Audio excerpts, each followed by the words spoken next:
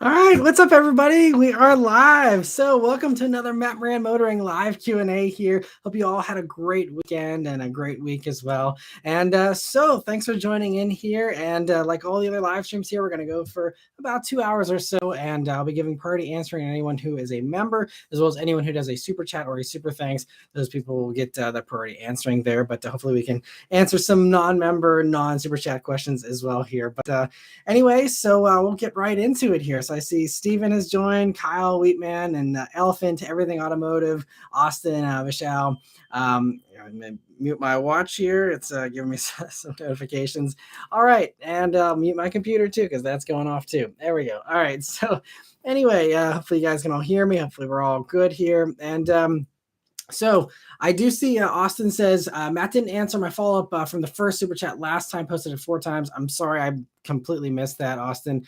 He was saying, starting off with our last conversation about how he was saying 94 to 98 Mustang GTs, the pre-new Edge, were slept on and would probably become more valuable soon.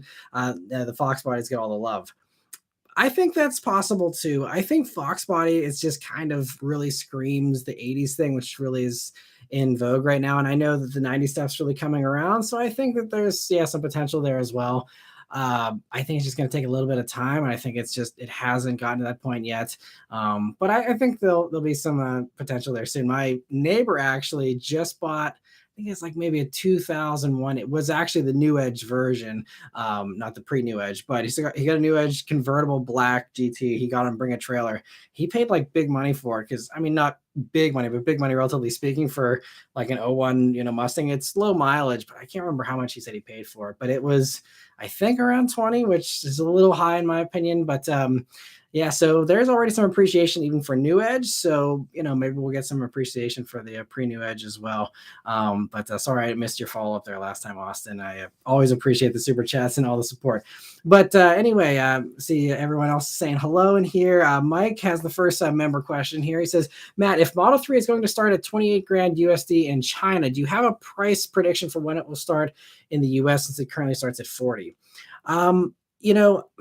I know I saw that and I kind of talked about it a little bit in my weekly update when I was hearing the rumors of the Highland version of the Model 3 here, coming relatively soon.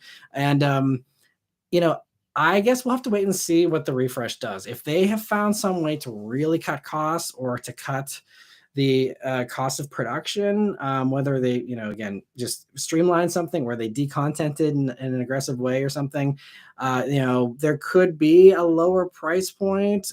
I don't know. And that could be also a way for him to, satisfy the desire that a lot of people have for a sub $30,000 Tesla. And there's been talk of, some type of Model 2 someday or something.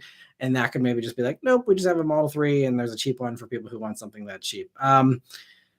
But if the current one starts at 40, I would assume, I mean, they've cut prices so aggressively already. I don't know how much lower they can go. Again, unless there's some of those kinds of changes, I feel like 40 is probably close to the bottom for where they'd want to be. But who knows? I mean, they haven't been afraid to, to get in these price wars in China and here, even in the States, cutting stuff to try and undercut the Mach-E and stuff like that. So, I mean, anything's possible, especially with Elon. Anything is possible. So I wouldn't count anything out, but my guess would be it's going to stick around the same starting price, maybe even go up because, typically with every other new vehicle, whenever there's a new vehicle with new improvements and extra tech and extra, upgrades like we were hearing about for the Model 3, I would expect a price increase at the, or at least keep the same price at the very least. But so I would say I'm doubtful it'll be under 40, but could be wrong. Anyone's guess. Ryan says, Matt, just wanted to thank you for your insights. I bought a daily driver quality AP1 S2000. Prices are softening on non-collector ones as my weekend car.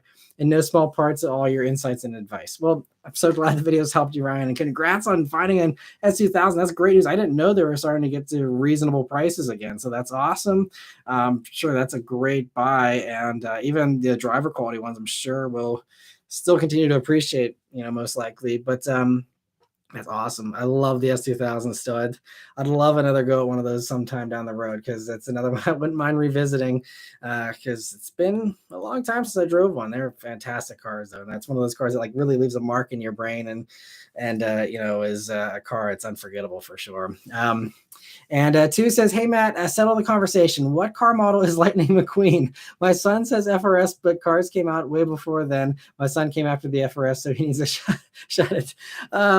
Yeah, I don't know. I mean, you know, someone did make. I don't know if you guys saw like drama on Instagram. Someone made a BRZ that was like had all the Lightning McQueen stuff on it, and I guess like Pixar and Disney came after him and told him he wasn't allowed to have like a clone of Lightning McQueen. It's like, really, Disney? Like, this is what you're worried about?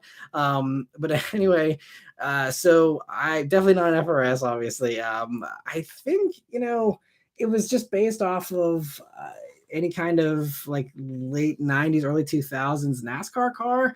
And you know, I can't remember. I think it was the Chevys of the time. Not they weren't based on the Lumina, but it was kind of.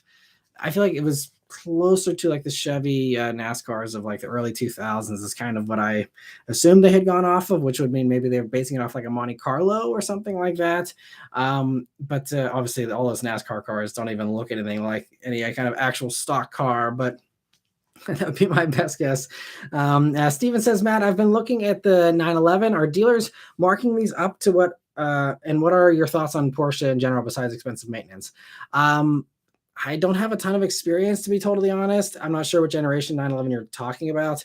If you're talking brand new ones and, you know, markups, I'm assuming you're talking like new 992s and stuff. They seem fantastic. You know, the ones that I've driven 991 and 997s, 996s, 993s, even, and some of the early 80s stuff, even back when I worked at a Porsche dealer. I mean, they're all fun in their own ways. You know, I think the 911 market kind of gets out of hand a lot of times. So, you know, it depends on exactly what you're looking for. If you're talking about brand new ones, I would say there's for a regular 911, there shouldn't be markups. And if you need help with finding a good dealer, I'm not sure. Stephen, I can't remember if you mentioned where you're located in the past, but if you're willing to travel or ship, or you're happen to be near Connecticut, Nick Murray is like the Porsche expert in Connecticut. He could definitely get you a good deal on one if that's something that you want to pursue. And you can, you know, look him up on his YouTube channel. He's a wealth of Porsche knowledge, really, really helpful with his channel if you're into Porsches. And so he can maybe give you an idea. But I know personally the one Porsche dealer near me, I don't think they do markups. So there are Porsche dealers that are, you know, reasonable and don't price gouge people. It's just, you know, like everything else, calling around, finding a good dealer. It might not be in your state, you know, it might not be within a reasonable driving distance even, but there are some out there. Yeah, I think you could definitely get one, especially a regular 911. If you're not talking one of the special edition ones or anything that's limited production, yeah, I'm sure you could get one for, you know, a reasonable price. But Lewis, thank you so much for the first super chat of the night here. He says, Matt, I asked about the Type R and the SS last week. I purchased a new 2023 Camaro 2 SS. It just felt better all around, including the corners. Well, congrats. I'm glad you're able to try them both out and you came to that conclusion. I mean, Camaro's fantastic, and many in here even will agree. I think, you know, Kyle has, I believe, an LT1.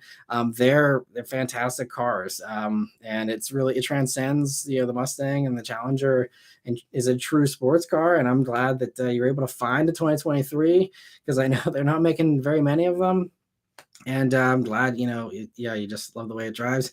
He said, also thank you for another super chat. No hate on Type R, just my experience testing both. Yeah, and I can totally, you know, see what you mean with that. I mean, you know, front wheel drive still is going to have its limitations. You know, you have that very fancy diff to help you put power down coming out of corners and stuff, but it's, yeah, I think, you know, look at what's, you know, race cars use. Look at what, like, you know, higher end performance vehicles, the superior platform, objectively speaking, typically is front engine rear wheel drive, you know, or at least rear wheel drive, you know, just because your front wheels have less to do. And so it's just going to give you better handling dynamics.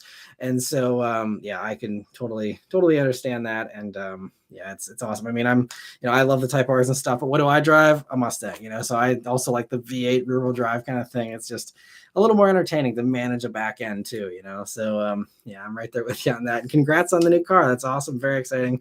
I hope you got a good deal on it and all that. But, I'm glad. Hopefully, the videos helped you out. The discussion helped you out here, and yeah, I see Kyle's excited as well. So great to see some more Camaro owners in here. And congrats on buying a car that's also very underappreciated. I still think Camaros are very much slept on by a lot of people, and I'm glad to see, that you became a fan of the Camaro. It's a great car. And let me see here. Adam says Lightning McQueen is definitely the illegitimate love child of a NASCAR car and a C6 Corvette.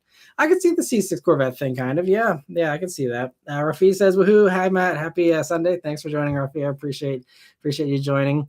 And two says, "Yeah, but how does McQueen and Sally?"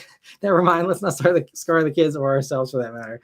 Yeah, well, I think just while you mentioned Sally there, I think Porsche said they were doing some type of reunion. I think they said at their like Rennsport Fall Fest or something, they're going to have that Sally Porsche they made last year for Pebble Beach. And I guess some kind of Lightning McQueen car showing up. So Porsche seem to be big fans of the Cars movie. Adam says the bigger question is who built all the buildings in the Cars universe?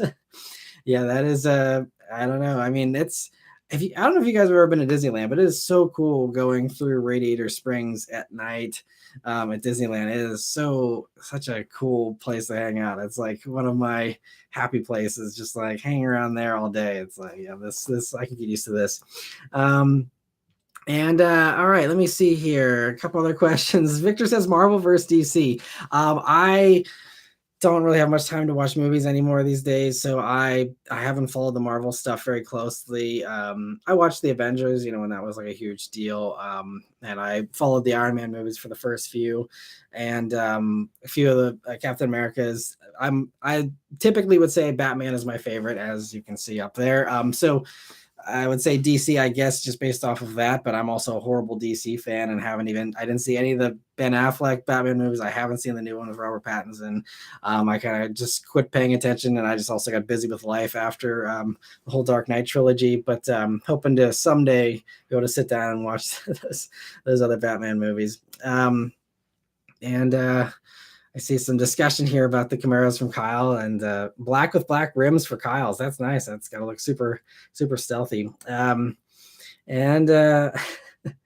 me see. So Jordan says, any hopes for a two-door electric Mustang, i.e. the lithium? Well, I don't know if you just saw, but someone just asked Ford CEO here a couple of days ago. I just saw an article, I think yesterday, about how they said that there's potentially going to be a hybrid Mustang coming at some point down the road. And he also said, like, could we do a hybrid Mustang that's like world-class speeding? Yeah, which makes me think that they are considering hybrid for maybe like a Shelby GT500 or something down the road, because it sounds like he already has an idea in his head of what that could be if he's talking about being world-class instead of just being like, yeah, we're doing a hybrid Mustang and maybe doing like a hybrid EcoBoost or a hybrid GT that adds in all-wheel drive. Then adding the world-class thing makes it seem like it's going to be some kind of high-end bragging rights kind of thing. So there's that. But then whenever he said electric, he kind of basically was suggesting that like they weren't doing any kind of electric two-door anytime soon. And so I don't think that's coming. I think that they understand, you have your Mach-E buyer now, and sure, there's probably a small sliver of the market that would go for a two-door electric actual Mustang coupe. And I think they're going to probably very closely monitor how things go over at Dodge. Right now, Dodge is getting a lot of crap for their decision. If people all of a sudden fall in love with Dodge's direction and everyone's, obsessed with the electric Charger after the first, few thousand early adopters, if there is some real momentum there, then I could see Ford pivoting really quickly and saying, okay, well, Charger's gone electric and everyone loves it. Now let's do the same. But I think, even Ford CEO just did a cross-country road trip in a Lightning, and even he admitted there's a lot of work to be done with the charging network and stuff as well currently. So, and he was even saying, even before he did that road trip, how they're really going to go heavy in the hybrids as well. Hybrid really is booming fast. And I think what we're seeing, this is kind of a tangent, so sorry for the long answer, but I think what I'm starting to piece together, because we saw, okay, everyone was excited about electric cars for a year or two. All the early adopters who were okay with that technology and being a beta tester in many ways, all those people got their cars. Everyone's excited. It was the it thing for the past couple of years. Oh, we got an electric car. This is fun, new, and exciting. But now convincing the average people that aren't early adopters, that, aren't necessarily in love with the idea of an electric car, but maybe they're curious or they're open to it, it's just way too expensive to convince those people, and the charging network scares those people, and other things they hear might scare them out of it or whatever, or they're just in this living situation where they just don't have that ability. So I think what we're seeing now a huge explosion of hybrid, where there's a lot of people that are like, I want something electrified, but I can't make the commitment to an electric right now, but I want to, go in that direction. And I've heard from personal friends and other people are like, I can't go all the way to that, but I can, wrap my head around a hybrid, and that's something I can accept.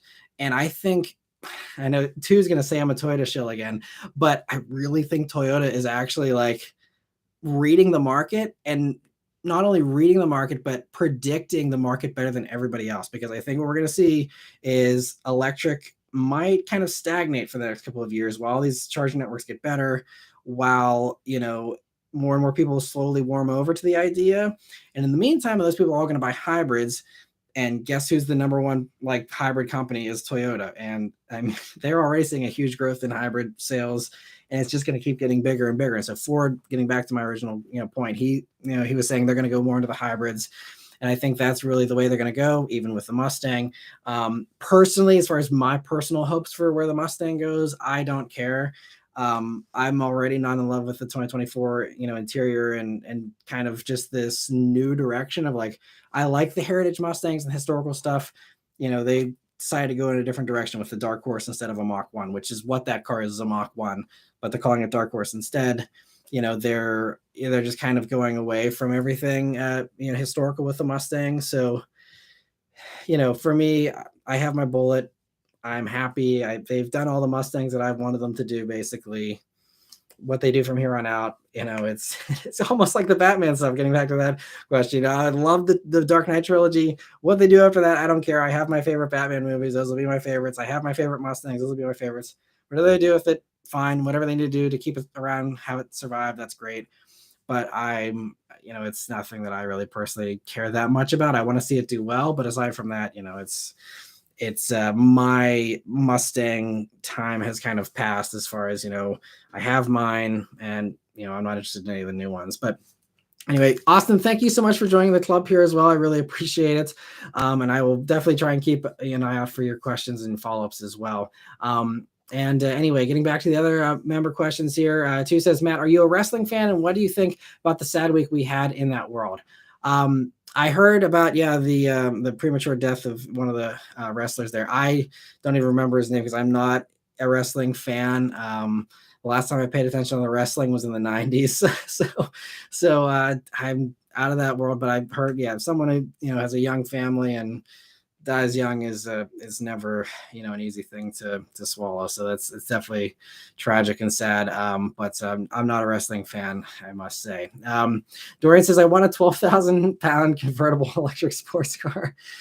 Oh, we're headed that way. And I mean, there's companies working on, we have the MG Cyberster in Europe that's coming. I don't know. I think that's going to be probably 5,000 pounds or something, but you're halfway there. I'm sure we'll get there someday the way we're going.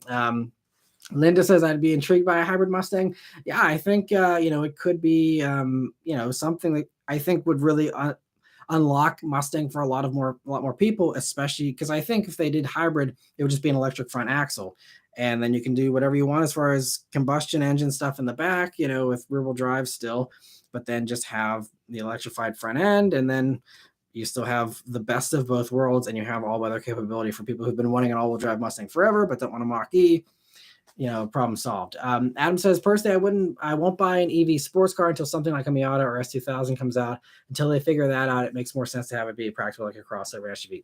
I totally agree. I really think the solid state batteries are going to be the thing that gets us to impressive, as far as non-hypercar sports cars that are electric. I think if you can have these small little, solid state batteries that have tons of range, quick recharge times, and are able to, not be super heavy, then I think that'll be the perfect thing for sports cars, and that'll solve that problem, hopefully. Dorian says, if hybrids come out with inline sixes for muscle cars, that's the ticket. And that's, I don't know what Dodge is doing because, one minute they act like, oh, we're only going to do electric and all this. And then there's all these other rumors. And, they kind of did a switch up on us with the Ram. So I don't know, you know, if car and drivers report, I'm less inclined to believe car and driver reports after them completely fumbling the whole Mercedes V8 thing. But they're claiming there's going to be a naturally aspirated Hemi still running around, basically the one you get in, a Ram or something, with a hybrid electric component, and that will be the new Hellcat. Still 700 horsepower or whatever, but 200 of that's coming from an electric motor. And I think most people would still be happier with that than a fully electric one, most likely, So we'll see what they end up doing because it's still like a complete mystery. I've even tried, trying to contact my contacts and people that, are buddies with, the higher ups at Dodge and stuff. It's like, I can't get anything. I don't know. And I'm completely in the dark still as far as what they're going to do. So, cause I can't accept they're just going to let Challenger just completely die and be like, all right, see you later. Like there's no way. They have so much momentum and brand equity that you couldn't just throw all that away. They're going to do something. I'm almost positive they will do something with the Challenger, but what is that going to be is anyone's guess at this point. Whether it'll be, a two-door, maybe they swap it and Charger's two-door now for the electric one, and then four-door will be Challenger, or the Challenger keeps the gas around in some form. I have no clue, but I was hoping we'd get some answers at the Roadkill Nights that Dodge always does. They've had debuts there in the past, but there was nothing. Detroit Motor Show is coming up here in a few weeks. Maybe we'll get something there, but it sounds like that'd probably be the debut of the new refreshed 1500 Ram. Nothing super, earth shattering there. So I don't know when something's coming. Dodge likes doing stuff at SEMA. I have no clue, but it seems like it's not happening anytime soon. So I don't know what the deal is. But anyway, Kyle, thank you so much for gifting the 5 memberships there. I really appreciate that. And I'm sure those receivers of those gifts are appreciative as well. So thank you so much, Kyle, for the support. I really, really means a lot. And for hanging out every week and all that. It's always great to see you here, Kyle. So thanks so much. Let me see here. Getting back to other. Two says, can you repeat what you just said about electric? I couldn't hear you with that Toyota Seashell. Yeah. I'm telling you, Toyota's on the right track. Jazz says, Matt, do you have any general opinions on the GMC brand, new GMC Acadia and stuff like that? GMC, it's kind of hard to justify some of them sometimes. They make great stuff, though. I mean, I really like the Canyon. I just, I drove every trim of the Canyon and did the whole launch event and drove that thing off-road on a really fun off-road course. Canyon's fantastic. The Acadia and stuff like that's kind of dated. Like new Acadia is right around the corner because the new Traverse just came out. Acadia is going to be basically, same thing underneath.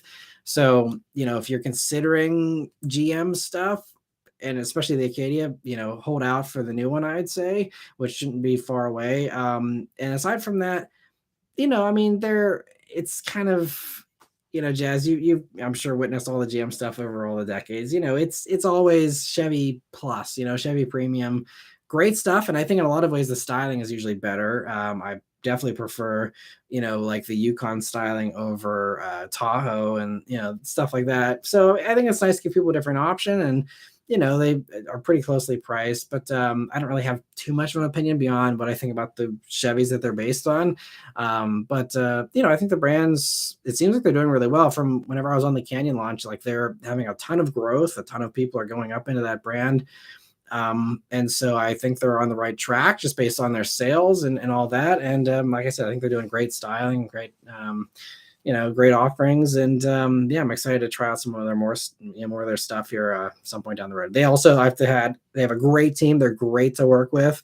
I love working with GMC. I don't get to work with them very often because, again, there's not too much stuff for me to cover, and they're not a huge brand, but they have a great team. So every time there's a GMC event, even though it probably usually doesn't do super well as a video because there's not a whole lot of truck fans on this channel, I still love going to their events because they're just a great team over there.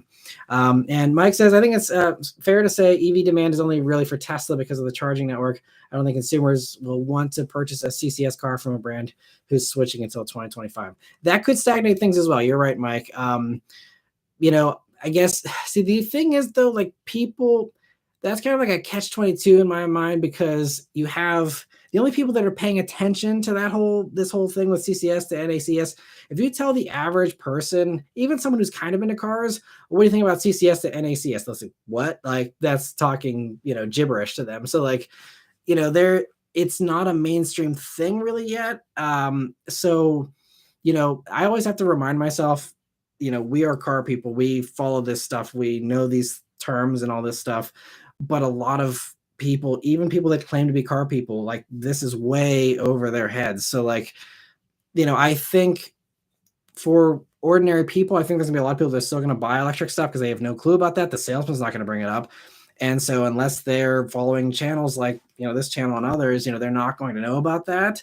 So there's going to be some people that just are oblivious, and then the switch will surprise them. But then I think the people like us that, follow this stuff, there will be a lot of people that say, I'm going to sit on the sidelines. I don't want to deal with an adapter and all that.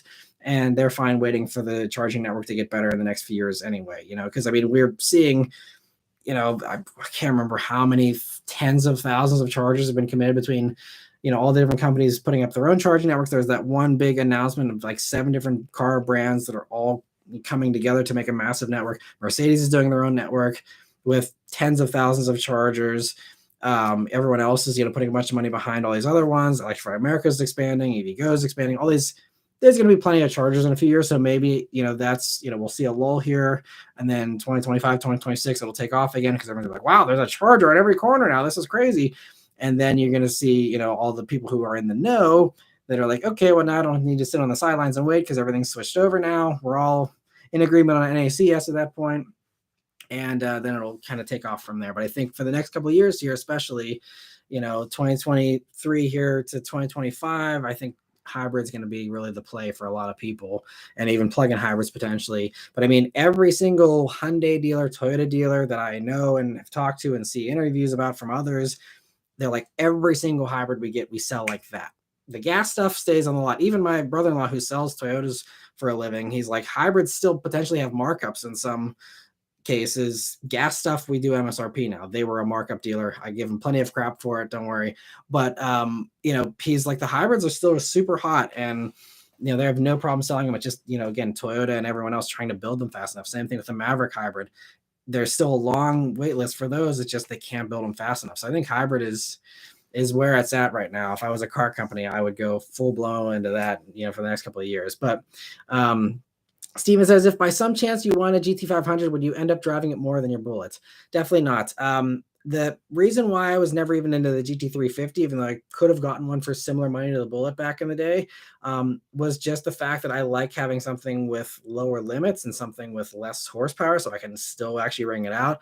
That's a concept I fell in love with when I had my BRZ, and the Bullets double the horsepower or more, and it's definitely higher limits, but it's still enjoyable on the street. I still wish the gearing was shorter in the Bullet, but it's fine. But so GT500 is, to me, I can't responsibly use that kind of power and actually have fun. Like, sure, it's fun to still, have 760 horsepower under your right foot. But for me, I like taking a car to Redline, and you do that in a GT500, and you're in jail even faster than you are in a Bullet, So that's kind of why, I think 500 horsepower is pretty much my limit for what I want in a street car personally. Again, everyone's different. Everyone has different preferences and does different things. And if you track your car or you do other things with it, obviously you can appreciate the power more. But for a street daily driven car, I wouldn't want more than what the Bullet has. And that's why, I've turned down free superchargers and all that on the Bullet. I don't want it. I also just don't like modifying cars much anymore. But, even if I was into that, I don't want that much power. Let me see. So, Mike says, I remember you mentioned in a weekly update that Cattle has a new battery with double the energy density of today's. I know they said electric aircraft, but I think cars as well. Yeah, I think the problem is the price point on those batteries is going to be really high for a while. But yeah, there's those batteries. And I believe that also, I could be wrong, so don't quote me on this, but I thought that Toyota had some type of strategic partnership with Cattle as well. So I'm wondering if that's how Toyota had their battery breakthrough, where they were claiming 2026, 600 miles of range, super fast recharge times from the same size as current battery packs is what they were claiming, several months ago now at this point. So but either way, yeah, there's gonna be huge breakthroughs, and that goes back to Mike. We're talking the previous part of this question about that. I think that's another thing that's going to kick in solid state around 2026. You have these other things coming from Toyota and stuff 2026, and that's when I think you're really going to see that adoption take off, because then you'll have the charging infrastructure be vastly improved. And I think that combined with the cars catching up really fast is going to be huge. MDKN says, "Sup, Matt? Glad my friends didn't decide to call me again so I can watch the stream." Well, hopefully you can also have some quality time with your friends there as well. But thanks for joining in. Let me see. So Austin says, "Thanks for welcoming me, Matt. I've been watching since the Super Ducks fan days. Have you considered doing more collabs with other car YouTubers?" I'm always open to collabs. Collabs are always good. The only time that I'm learning collabs aren't great for me is whenever it's collabing during a car review where I've limited time. Because like some of my videos where I've done collabs, like I did the one. I've done a few, but in the past year, I did one with why is his name escaping me right now? I'm totally blanking on his name. The other guy that does car news. Why can I not remember his name? We talk all the time. Anyway, there's a bunch of them that I've collabed with, but the problem is that whenever you do that, you get another person's perspective, and it takes time to deliver their perspective, and then the discussion, it just makes the video way longer, and I'm trying to really get my video length down, and I also feel bad like cutting out too much of what the other person says.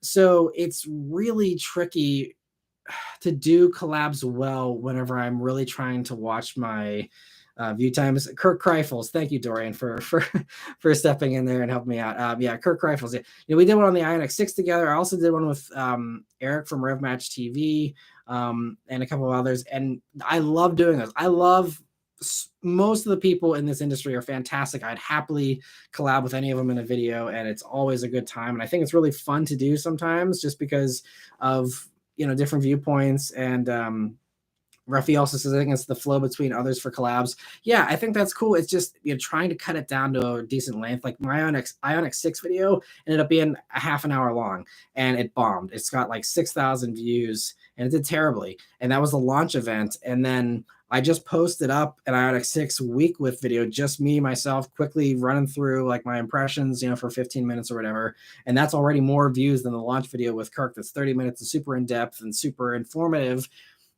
There's just not a lot of appetite for that. So trying to do a good, informative, information-based video, the way I like to do them, which is thorough, where I cover the whole interior and cover everything, and then trying to get someone else's perspective and also give my perspective, and then trying to do all that in a reasonable time is just really tough.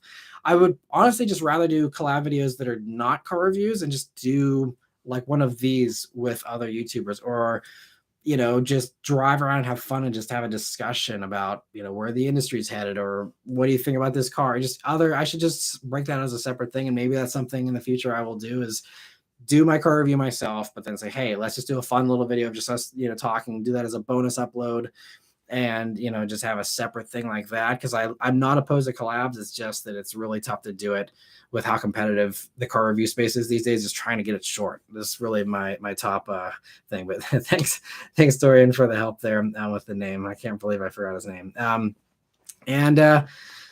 So anyway, but yeah, I love doing collabs. They're so much fun.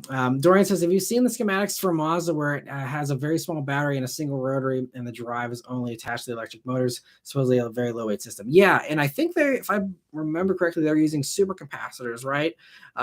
In one of the patents at least. And yeah, Mazda's very much a visionary, and they're very open to radical ideas with all that stuff. I think something like that would be really cool. We've been seeing patent drawings for half a decade now on just a Mazda sports car that, hasn't even shown up. And then whenever I asked Mazda's chief engineer, like, hey, like, what do you think about, putting this CX-90 platform in a sedan? He's like, tell people to buy sedans again. And so it's like, okay, well, you can't even justify a sedan. How are you going to justify a coupe? Unless it's a Halo model that they sell for $100,000, to recoup their costs, but it's just like, I just don't see it. But at the same time, like, why are they approving all these engineers putting out all these patents and doing, all these hundreds of hours of work for nothing? So I don't know, I don't know how they're justifying what they're doing behind the scenes and, what the end goal is there. But I hope something sweet and wild comes from Mazda someday, but definitely don't hold your breath for it. But it's so confusing because it's like you would think you should expect something from them with all this work they're doing. But yeah, I don't know. Most other companies don't do detailed patent drawings like that for stuff they never use, but who knows? Anyway, Jordan says in the past you mentioned that GM renewed the patent on Cavalier. Any news on that? I haven't heard anything. It's been a long time since that. I think Cavalier is a tricky one for them. So I think that patent potentially could have just been, keeping the name in their library of names to maybe use someday, or just to, use for licensing and use for, merchandise, things like that. Because they do like hanging on to, names just because, hey, we have history with this name. We could potentially profit off of this name still in one form or another. And so my guess is most likely that, not so much they're bringing back a Cavalier. But, never say never. I mean, GM's not afraid to, put names from the past on stuff. And, I just feel like Cavalier still just kind of has a crap box 80s kind of connotation to it. There are some cool Cavaliers, I will admit. I mean, they weren't all bad. I just feel like the general population's impression of Cavalier isn't overly positive. I could be wrong. That's just kind of my impression. So I feel like that one's going to probably stay in the history books, but who knows? Sean says, Kyle, thanks for the membership. Yeah, I appreciate Kyle that again. It's great of you. And 2 says, I don't think NACS or CCS is going to be the final solution. They're probably going to eventually push out wireless charging. Hopefully Kyle and the rest of us in the basement can finally figure it out. Yeah, so wireless charging is something, I mean, several companies are working on, and there's some that are doing a really good job with it. There's I think an Israeli company that just took a RAV4 Prime just to prove the point that you don't need to have a huge battery capacity. And they kept the RAV4 Prime running for like 24 hours straight on just electricity alone with this little wireless charging loop that they had. And they said I think they said only a quarter of the track was even electrified. So it's not like you need to have an entire highway completely be an electric charging, wireless charging pad, but just a little snippet every couple of miles. If it's high enough voltage, it zaps those cars enough to even keep just a little 40-mile range RAV4 Prime topped off. And those cars also don't charge very fast, so to keep it up at that kind of a charge rate is also really impressive. So there is the stuff out there, but even if you only have to electrify a quarter of all the American highways, I mean, we can't even keep bridges from collapsing right now. So it's wireless charging. That still seems like a Jetsons idea that will never work, because it's just unless we have radical changes to the tax structure to bring in tons more money, there's never going to be the budget to do that, because it's, again, all these roads are state roads and government stuff. It could be a fun thing for private roads and things like that, but I don't think there's ever going to be, unless it gets, they're going to have to make the wireless charging thing as cheap to do as asphalt or cement. That it's never going to get to that point. That's the problem. If it gets to that point in some mythical world, then you will see wireless charging roadways. Until that happens, I don't think there's any chance, unless we start taxing Bezos and those guys 100% tax rate or something. There's no otherwise there's no way we're ever going to have the money to do that kind of stuff government wise. So I think that's the limitation with the wireless charging. But let me see here, catch up on the member questions. So Jason says it's like Mad After Dark. Yep.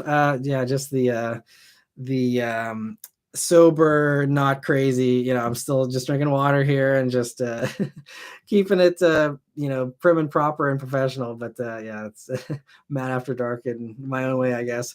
And 2, thank you so much for the super chat. He says, wait, another team is working on that? Hurry, basement crew or Daddy Matt will get mad at us. Yeah, I wish I had any kind of brilliant stuff in the works. That would be great. Just trying to get a few views on YouTube is my life's goal right now. But yeah, there's all kinds of promising technologies out there that I am far too poor to invest in. But it'd be fun to someday be able to be an investor in some of these cool new emerging technologies, maybe. Mike says, Matt, do you think Cafe is the reason Subaru didn't give us the STI? And if so, I would think that their current numbers aren't horrible, so it just doesn't make sense to me. You know, and I've kind of alluded to this a little bit, the other times I've discussed the STI in the past, but yeah, they will never sell enough STIs to really bother their Cafe fleet average numbers, in my opinion. So I don't think it is Cafe. I wish it was something that simple, but I think it's a more shady reason because there's no good reason that's apparent to me. You look at STI sales numbers and you average that with how many, Ascents they sell and cross tracks and all that kind of stuff. It's not a Cafe thing. I'm almost certain. So STI is just, it's going to be one of those mysteries that I will never understand until, someone comes forward and says, hey, this is what the behind the scenes story was.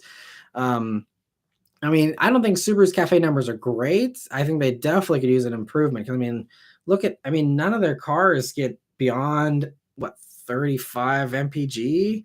I mean, look at compared to, not even like other huge companies, but even like Mazda has like more hybrid stuff on the way, it seems, and like seems to get better fuel economy. Obviously, they have the advantage of not having to do all-wheel drive and everything like Subaru, has that expectation. But still, like Subarus don't really get that great of fuel economy, and none of their stuff in their fleet gets good fuel economy. They're not the best in their segments typically from a fuel economy standpoint or anything. So, I mean, I think Subaru definitely, what I'm trying to say is they need help in the Cafe fleet averages, but I don't think STI would bother it one way or the other. STI is still a mystery that I would someday I will make a pilgrimage to Japan and I will try and jump the fence and see what is hiding in the warehouses at Subaru and demand an answer before they throw me out. I would love to answer that question someday. Justin says, hello. Thanks for joining, Justin. Austin says, the only cool Cavalier was the Z24, and even that was debatable. Yeah, I don't know. I think I have kind of rose-colored glasses in regards to like 80s GM stuff. Like they're, mostly crappy, but I don't know. There's just some fun stuff, just the marketing and the way that they did some things. I think it was just, there's some cool stuff there. There's some real promising stuff. I think that they were visionaries. I mean, like, I don't know if you guys follow TFL, but TFL just did an Instagram reel a couple of weeks ago. Tommy found I think it was a 1988 Buick Riata, which had a CRT touchscreen in a Buick in like 1988. And there's a few other Buicks that had that as well. And like, talk about like if there is any company that actually has a crystal ball or some way to tell the future, I think GM is the prime candidate. Like there's someone that can do some kind of voodoo and behind the scenes of GM. Like they saw the crystal ball, like, hey, let's put a touchscreen in their vehicle. And it's like, oops, you're 30 years too early, but you're on the right track. But like it was a miserable failure. No one wanted it. And it was just like they literally predicted the future, but they got the timing wrong.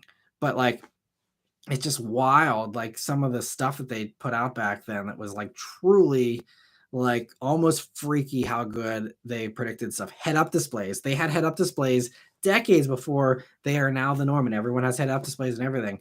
GM's been doing it since the 80s, and it's like who it just, I mean, they're just, I'm actually like wondering like how they come up with some of this stuff, because I think GM is pretty brilliant, and just they often just get the timing wrong on stuff. But let me see. Austin says my first car was a 93 Cavalier and it was garbage. Okay, so you have personal experience and wounds from that, I see. So I mean, a lot of that American stuff from that time was not great. I mean, my parents had a 1988 Ford Tempo, kind of a competitor to the Cavalier at the time, and that thing left us stranded so many times as a kid, and just turned my dad off from Ford forever after that car was just so bad. So I can totally can relate to that. PK, thank you so much for the super chat. He says, you bashed Mercedes like crazy in the news video. Yeah, I mean, some people disagreed with me, and that's fine. I mean, but I don't know, like to me, it's like how I understand, I was in the comments with a few people, I understand them making it softer and potentially making it worse to increase the sales. And I argued the same thing for the Camaro. I think the Camaro would have done better sales wise if they made it worse, make it softer, make it bigger, make it have bigger windows, make it, not be so sporty. And I think they would have done a lot better with the Camaro. Same. So I understand why Mercedes is doing it, but they also have so many other vehicles. This isn't like the Camaro where they only have like one or two things. Like, I still think, okay, if you want a comfortable two-door Mercedes, to daily drive, and you need all-wheel drive, like I just get a CLE. Like, yes, it doesn't have the V8, but like the CLE is supposed to be the comfortable coupe convertible thing. The GT was just always kind of more special, and now it's just not special to me. I don't know. I just, and then, with some of the stuff they're doing with like the EQB and like all these other things, and just like the design and the fact that they're like, everyone's saying we want a V8 C63, and BMW can find a way to do a V8 M5 and all this. And yet Mercedes is like, nope, we're doing 4-cylinder and electric, and we're not changing that. It's like, okay, so this is a company that isn't flexible, that doesn't actually care about what consumers want in some ways. I think you could argue they also listen to Mercedes, or listen to SL buyers and listen to AMG GT buyers who said we wanted something softer, so they made it softer. So I don't want to say they don't listen to customers altogether, but it's like customers say they want a V8 C63, and you say no, but you'll sell V8s to all the richer people that are spending, double the money on all this other stuff. And it's just, I don't know, like I can't shake this feeling that like Mercedes is slowly becoming the new Nissan in some ways, as far as like just a bad trajectory for the company, where it's like low hanging fruit that they're not doing. And I get that the V8 thing is tough in Germany with, the emissions regulations coming in and stuff.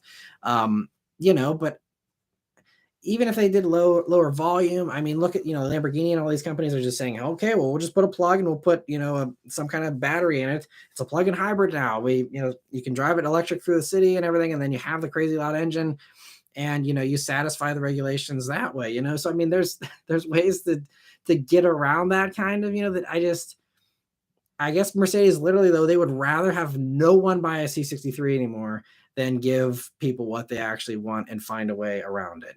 And so I'm just like, it's the same thing like if with Infinity and all these other companies where I'm like, you have the answers. People are telling you what they want and you're not doing it. Maybe there's a good reason why, but like, it just like, to me, like Mercedes just seems to be making all the wrong choices from an enthusiast standpoint. If they want to sell out and just like upset all their AMG fans, fine. But like, that's a tricky road to go down. I mean, Subaru's, abandoning all the STI fans. And so now they're all Civic Type R fans. They're all GR Corolla fans. Anyone who wants something more than a regular WRX, they have to go somewhere else. And whenever you tell C63 buyers, hey, we're not building a car you want anymore, see you later.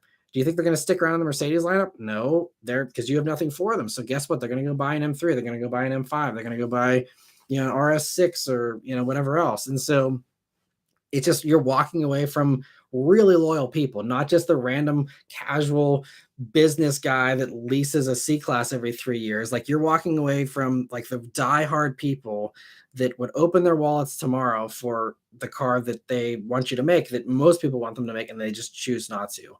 And to me, that just shows a mentality that I don't think is very rewarding, both for consumer sentiment and just for the direction of the company. So not like I have any stock in any car companies, but I wouldn't be betting on Mercedes to thrive, at least as far as AMG is concerned, going forward, because it's just, and they even said themselves, they're going for just high-end stuff. They're going to do these limited one-off stupid things that are $1 million and kind of walk away from some of the affordable stuff within Mercedes in general and AMG. And it's like, okay, if you want to make cars for millionaires and nobody else, that's fine. Like, you're a luxury brand, you can do whatever you want, but like, just there's going to be some fallout from that. And I think they're going to see that. They're going to see a lot of people leave the brand as a result of their decisions. And, we'll see how that plays out for them long term. I'm not, going to pretend like I could, run Mercedes better than all these brilliant people that are currently running it. But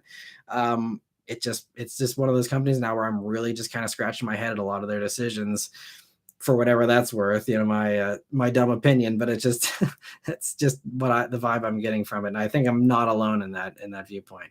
Anyway, random tangent, but thanks for the super chat, PK. Getting back to the other questions. Fook says, hi everyone, just got out of work. Hope I didn't miss much. Thanks for joining in, Fook. And yeah, let me know if there's anything that you missed. I'll be happy to circle back. Mike says, personally, I think wireless charging will be outlawed due to safety reasons, possibly. Yeah, I mean, we'll have to see how that, if that ever gets to a point of that even being an issue. I feel like, again, the money is going to be the stopping thing way before safety is. But, I mean, I think there's nothing inherently dangerous about wireless charging, and the way they've done it, it seems like so far it's safe for weather and all that. But again, that's very early beta stuff. So again, we'll have to see in mass production form again if it ever gets to that point. If there's an issue there, but I think we're very early for that. Discussion. Jordan says, your thoughts on the flying car that was approved by the FFA. I don't know anything about it. Stuff like that's vaporware in my opinion. So I'm maybe one or two crazy rich dudes will buy it and good for them. But, it's nothing I think is even worth reading a headline about for now, because it's so unrelatable, so pointless, and so, out there that it's a far off thing. Flying cars is a fun idea, I guess. Honestly, that idea terrifies me. Look at how terrible people are when they're on the ground. Imagine if they were flying. Like, I actually don't want flying cars to happen because I think it'd be the worst thing ever. I mean, we can't even keep planes safe these days. I just read a report about how there's like so many, there's just so much burnout with air traffic controllers, and there's been a lot more close calls with commercial flights recently in the past few years than there have been before that, because it's just pilots are burned out, air traffic controllers are burned out. So anyway, not going to go into a whole rant about that. But so anyway, if that's even getting a little sketchy now, and it's so heavily regulated, giving the same people that have driving licenses now the ability to fly, like, please no. I would never leave the house if that was the case. Even that wouldn't be safe because they'd be plowing into your roof. So yeah, I just don't want to see flying cars. Jason says, has Mazda given any indication they will move to a touchscreen system? I really like their products, but the dial is a deal breaker for me. Well, in the new stuff, it is touch for CarPlay and Android Auto. So that's something they did with the CX-90. And I believe CX-50 as well. I think the CX-50 I had wasn't touch all the time. The CX-90, that new system is touch all the time for CarPlay and Android Auto, even when you're moving. And I think the touch is that's the only thing that I complained about is like when you're on, a smartphone screen system that is designed for touch, that is where I want it. So like with Mazda's system, I like the way Mazda's menus are set up with their controller. I don't think it's that bad in their own software, especially whenever you have all your favorites set up. If you go through and every single contact, radio station, all that is a favorite, then you just literally hit the star button and then all your favorites right there. You go through, you find your favorite, whatever. And it's everyone I've seen that owns a Mazda like actually loves the controller after a while. My sister she had a Mazda 3 previously. Now she's a CX-5. She has no complaints with it. My next door neighbor, actually, we just got some new neighbors. He has a really nice white Mazda 3 hatch with the red leather interior. And, I haven't really gotten to talk to him too much about it yet, but I mean, he seems really happy with the car from what he said so far. So, very anecdotal, but I think that, the new system will do the touch for the smartphone stuff. And that will probably migrate down to all the other models, eventually as well. And the controller for the other stuff, I think, is fine. Mazda's still on their crusade, and they think that that's the best thing for driver distraction. I don't know if that's necessarily true. Some people could say yes, some could say no. I could see both sides, but I think that's, yeah, I wouldn't let the thing be a deal breaker, especially now with the new stuff with the touch enabled there. I think Mazda cars are good enough, even though I'm not in love with the controller still. I would put up with it if I needed a car that Mazda, offered in that segment. I typically think most of the stuff they compete in, all the segments they compete in, it's typically one of the best ones in the segment. Typically, they do really good stuff. Mike says Subaru's slow with hybrids and basically going to get by with Toyota hybrid powertrains. I would think that's been some of the talk is using some Toyota stuff. But I think there's also some plans for them to do stuff on their own. It sounds like they're going to do more electric models even beyond the stuff with Toyota, and they're going in heavy. The current plans, I covered this several weekly updates ago, is that 2026 I think they said they're gonna have 6 models. It'll be 8 by 2028, if I remember correctly. So basically, and you look at Toyota or Subaru's lineup, like that is basically meaning every single model will be electric, or at least have an electric option by like 2026 to 2028. So they're going to go, it's going to be a whole lot of nothing here for the next few years, but then it's going to explode. And then everything in the lineup is going to basically have an electric version sometime between 2026 and 2028. So I think it'll be a quick ramp up for them. But in the meantime, they are going to look, bad, not having really a whole lot until then. But they are going heavy into the electric thing. It's just taking them a little longer. Daniel says GM watched The Simpsons to predict the future. That's a valid point. That could totally be what's going on there. Yeah, that's a good explanation. Fuchs says, well, I wouldn't have guessed touchscreen even existed back then. Wonder how sensitive it is, or if you have to make dents on the screen for it to register. I think it's like a slower press. I've never personally used it, just from what I've seen in the Motor Week like retro review, and then what Tommy showed on the TFL thing. But yeah, like it's wild what they came up with. And 2 says, wait, no Subi gets over 35 mpg. Someone get Marty and Moog on the phone. If they can make an STI Lavorg, a fuel efficient Subi shouldn't be that hard.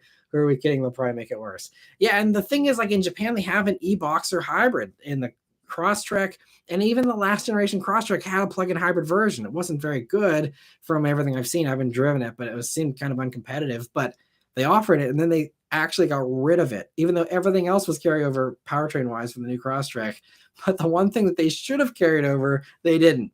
And the stuff that they probably shouldn't have carried over, or at least should have done more work on, was the engines, and those carried over.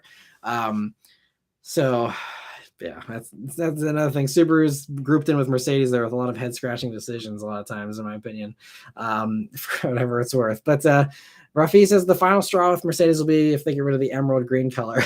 I do love that color. That is a fantastic color. I don't know if they currently offer it on anything. It's one of those colors like they offer every once in a while, and it's only on like one car per model year or something, and then it kind of moves on from there. Like with the C-Class, like Beth's 2019 C300 had it. And I don't think it was offered in 2020. I think 2020 was GLE had it, and then I think it moved on from there. I'm not sure, but yeah, it's a good color. Mike says, I don't understand why Mercedes went from V8 to inline 4. Why not inline 6 like BMW? I don't get it. Like even a hybrid inline 6, I guess, would have been fine. Yeah, and I think that's totally fine. And I think it sounds like they're going to do that with the E63. That'll supposed to be hybrid inline 6. But why they couldn't do the same for the C63, I don't know. And maybe Car and Driver got the wrong info. Maybe it's not the V8 that's coming back, but maybe they'll reconsider and at least do the inline 6 hybrid from the E63, put that in the C63 possibly to meet us halfway as an enthusiast, and do something a little bit better than just the 4-cylinder. But it seems like they're digging their heels in. So let them have it, see what happens, I guess. Hugo says, hey, Matt just tuned in. I'm about to go on the market for a mid-sized truck soon, leaning towards the GMC Canyon, but that Ranger Raptor.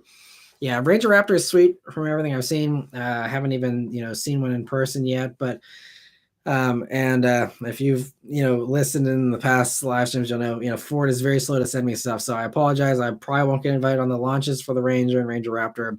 Probably won't get one as a press vehicle until at least 12 months after they come out. So I'm not going to be able to help you out with that, but there's lots of other great channels that can give you some insight if you're curious about Ranger and Ranger Raptor. But Canyon's great. I'm hoping to get a Colorado here sometime this fall to test out as well, if you want something that's a little, less expensive than the Canyon version. Yeah, there's lots of good options out here. I'm really excited for the new Tacoma, having the manual option and, the hybrid in there. I think it's going to be really strong. I mean, it's like 460 pound-feet of torque or something for that top hybrid max version for the Tacoma. That is going to be a riot. That much torque in one of those smaller trucks, like it's going to be a fun little thing, I think. And the manual one will be fun too, I'm sure. I'm excited for that a lot. So lots of good stuff for the mid-sized truck segment. After, years and years of nothing, finally it's getting all exciting in that segment. So that'll be a fun one to follow here the next couple of years. Jordan says, are there any vehicles that have voice control for climate controls within the cabin?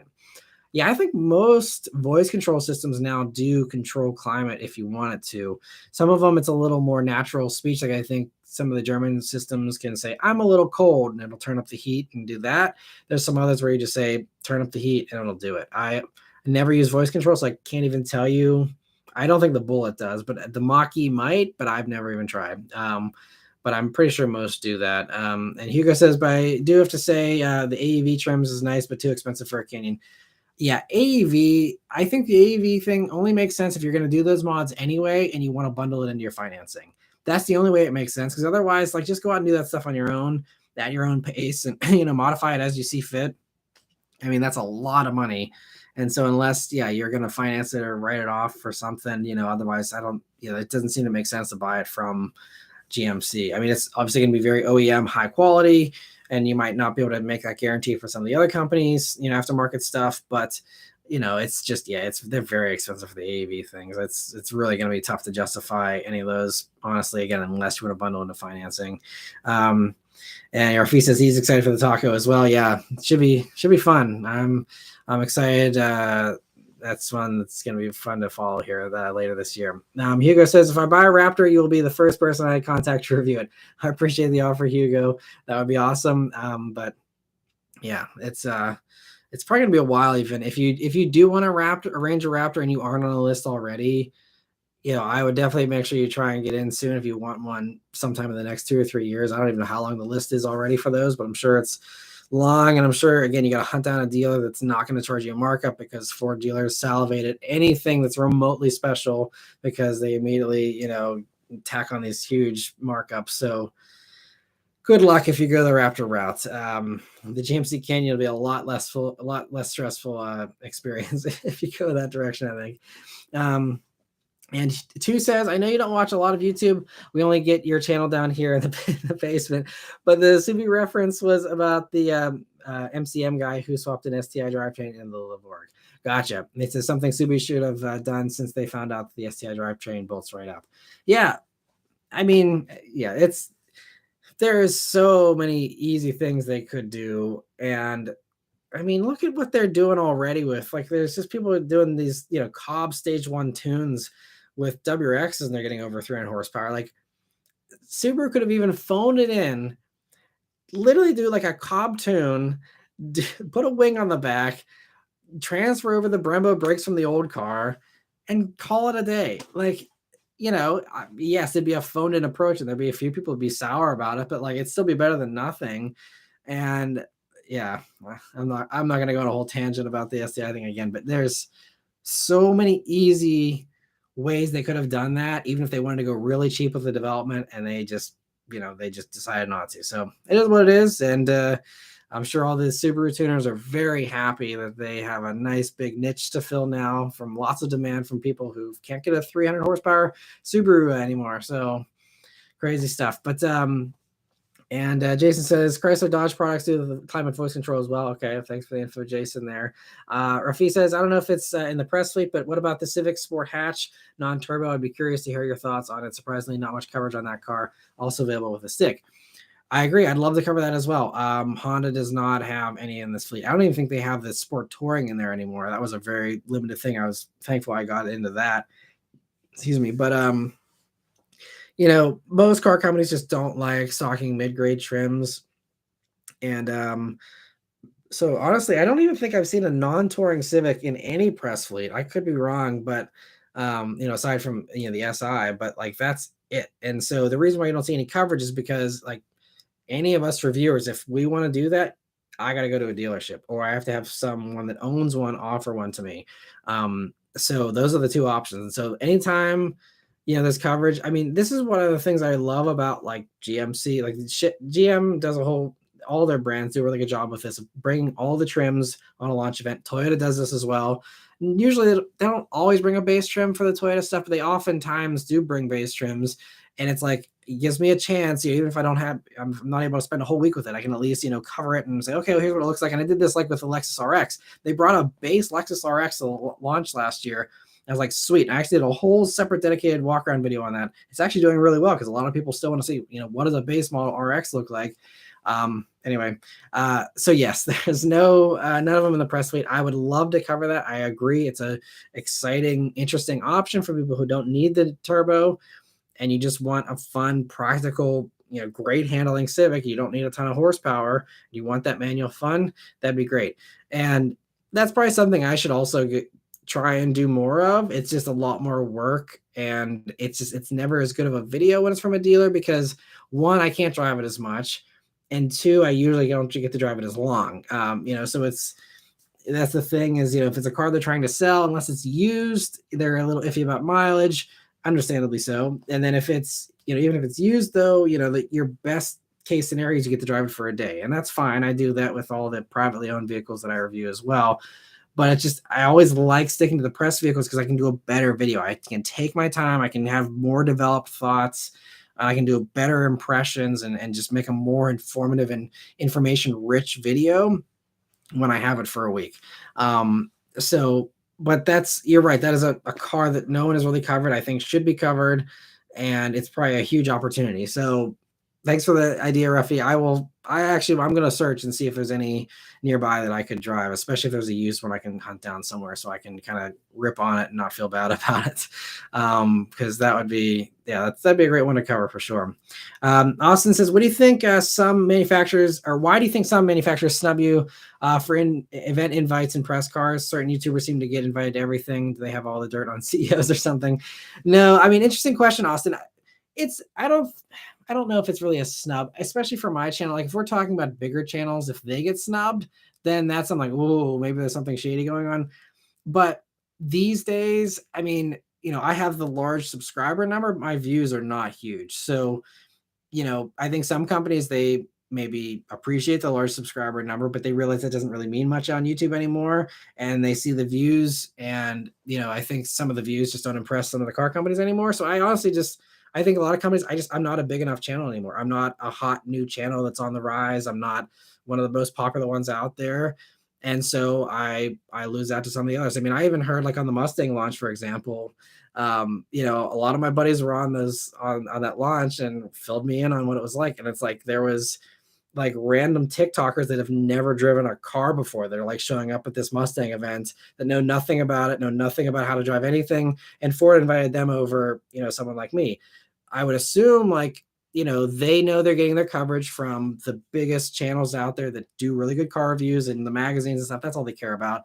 From there, it's just like, hey, let's try and expand the reach. So instead of having Matt, give his 2 cents whenever we're getting all of our great 2 cents from all the other great reviewers out there, let's just invite some random person and try and drum up some interest with teenagers or whatever the case might be. So I think there's just some companies are getting a little different with who they invite for stuff like that.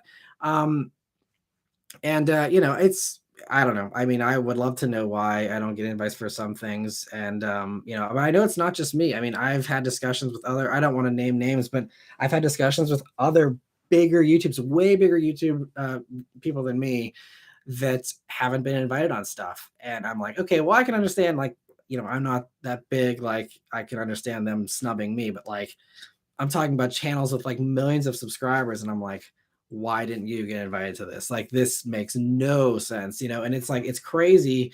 So that's why also I don't take it personally all the time, because I know there's way more deserving channels that also don't get invited sometimes.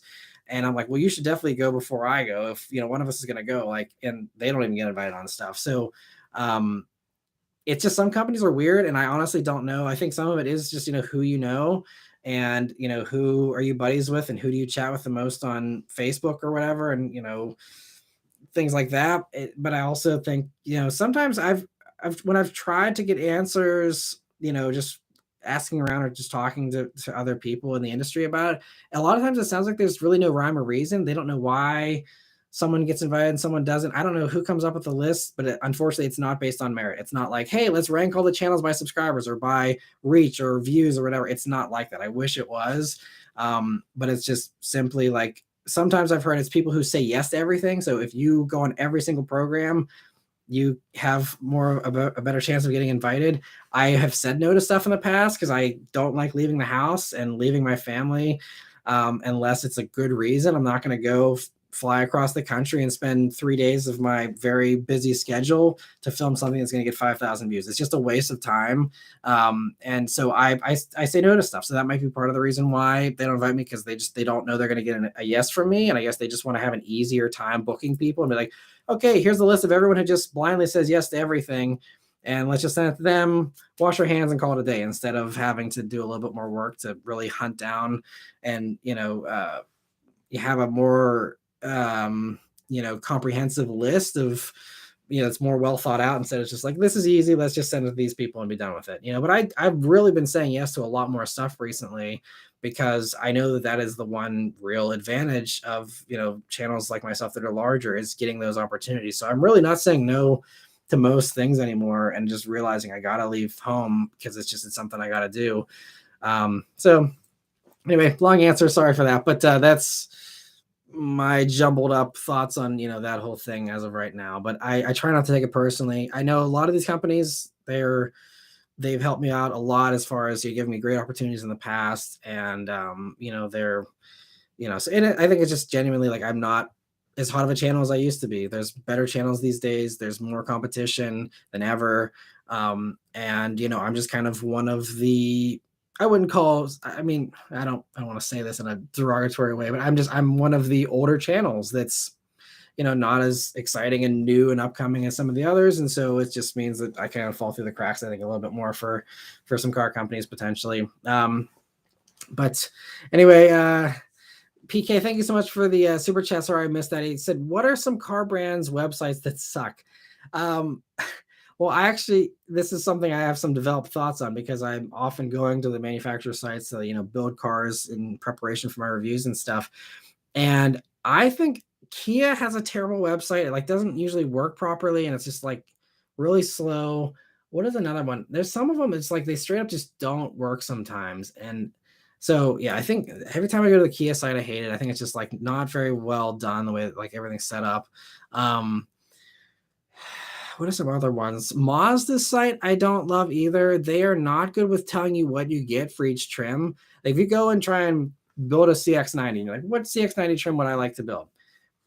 It's like, hey, all of these trims have power door locks. It's like, great. Why are you listing that? You should say this one gives you this, this, and this. And it's so simple, but there's so many car sites that, don't do that comparison of trims very well, if they even offer it at all. And so Mazda, it's one of these ones where it's a guessing game, and I have to end up going in, looking and trying to dig on the press site or somewhere else that's trying to okay, which trim gets what, which trim doesn't get what, because they don't say that. And so it's well, how are you expecting people to go up to a top trim if they don't even know what they're getting, aside from, hey, we're giving you leather seats, cool, you gave me leather seats 3 trims ago, why are you telling me this and this? It's just yeah. So Mazda's site often annoys me, and their site also doesn't work with some of the browsers. I always have to use Google Chrome, I think, because Safari doesn't work. I think Firefox doesn't work sometimes either. It's just weird. So it's you should also just build your website to work with every browser. I don't know why that's hard either, but regardless, yeah, so those are some of the ones that jump out at me. Mazda and Kia. It's probably one or two others. It was also funny when I was trying to do coverage on the Fisker stuff for the weekly update.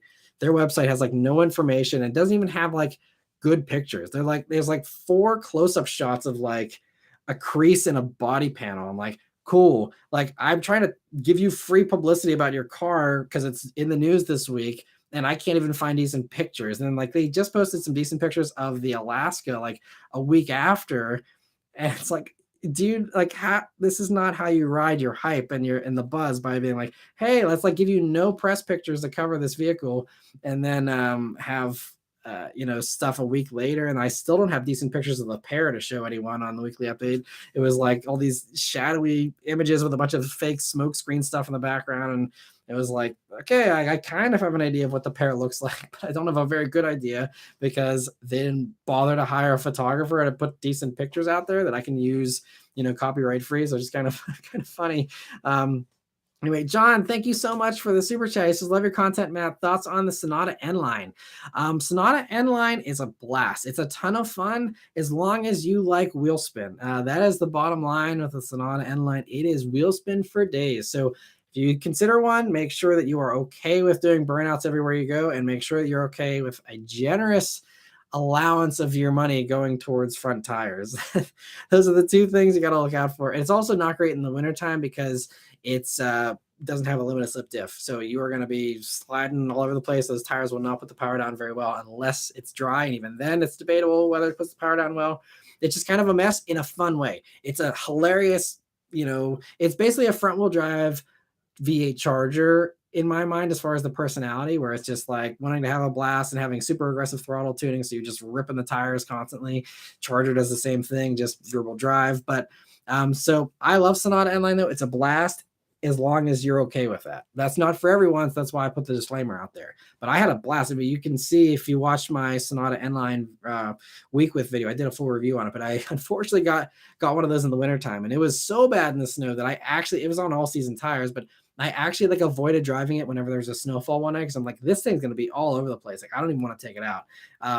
But whenever it's relatively dry, it was a handful, but it was a ton of fun. So I like it a lot.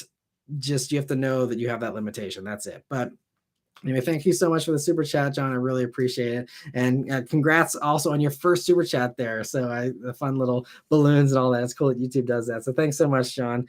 And thanks for joining on the live stream here. And MDKN, thank you so much for the super chat as well. They say, you still appeal to me, Matt. Super detailed, super enthusiastic, and super thorough no matter what the car is. Plus, you also review a handful of modified cars, a big plus to me. Well, thank you. I really appreciate that. It's very kind of you to say. And I know that there are so many people. I'm preaching to the choir here, so I don't, mean to complain about, viewership and all that. It's, I'm talking to the wrong crowd. It's just the mass appeal just isn't there anymore as much as it used to be. But I know I have so many great supporters here, and I'm just happy to be able to hang out with all of you here, once a week and chat. It's an absolute blast. And I'm really happy I've been doing these weekly live streams, because it's so fun to connect with everyone and just talk cars and hang out. I don't go to a ton of car shows anymore. So this is like my version of a car meet now. And hopefully you guys also kind of enjoy it in that way as well. Just talking cars and hanging out on a Sunday night. So thanks so much for the super chat and for the support. And he also says Sonata N-Line is the equivalent of reverse Hellcat. He says it's about the quality, not the quantity, Matt.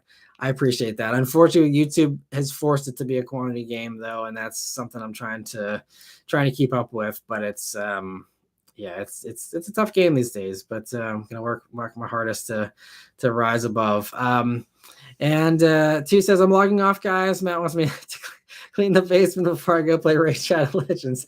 Good night, guys. So thanks for joining in too. I appreciate it. We'll go for another 45 minutes here on the channel. But Dorian says, hey, Matt, decided to get the mini John Cooper Works manual, of course, and max it out coming in October. Congrats on deciding that. Congrats on the incoming car there, Dorian. And I hope you enjoy it, and I hope it's a blast for you. So I'll be curious to hear your thoughts if you want to chime in at some point down the road and say how you're liking it so far. But I'm sure that'll be a really fun car and something unique too, because again, everyone else gets all the normal mainstream other options. So it's the unique and the thing that's not what everyone else is getting. And I think that's something that's very respectable. So good choice there, and I hope you like it. Rafi says, I feel like I see TikTokers get invited more and more, which really isn't fair to you as a reviewer. Yeah, it's just, they have their coverage from the magazines and from the biggest people out there, and that's enough for them, I guess. It's that's their prerogative. If my opinion is not important to them, then so be it. It is what it is. Let me see. So Dorian says, I would assume they just don't want the car to be reviewed, just shown and not compared, just plastic low brain associations. That there's something to be said for that too. Yeah, there's probably some of that as well. Especially, again, I'm not getting into the Mustang thing, but I think the Mustang is a prime candidate for some higher level reviews and some surface level. Let's not dig too deep here and realize that it's actually an S550 for the most part underneath. That's a new Mustang, woohoo, and move along. And that's about it. And so maybe there's some of that, but there's others where it's an actual new car that deserves a lot of credit, that's really impressive, and they still just kind of choose to expand their reach and go for non-car people, and that's fine. They're not going to that doesn't move the needle for them if 3 people buy a car based off of my review. It's if they're exposing people on TikTok that never have heard of a Mustang before, because believe me, there's people out there that have never heard of a Mustang, and if that achieves that goal for them, then great. So I'm not going to argue. I mean, again, these are people that have gone to college for this stuff. They know what they're doing, so I'm not going to act like I know. But it's just unfortunate that I see people that are like, what's a Mustang, and I'm like over here like desperate to drive one, and then it just doesn't happen. Mike says, "Do you think press events will eventually become obsolete?"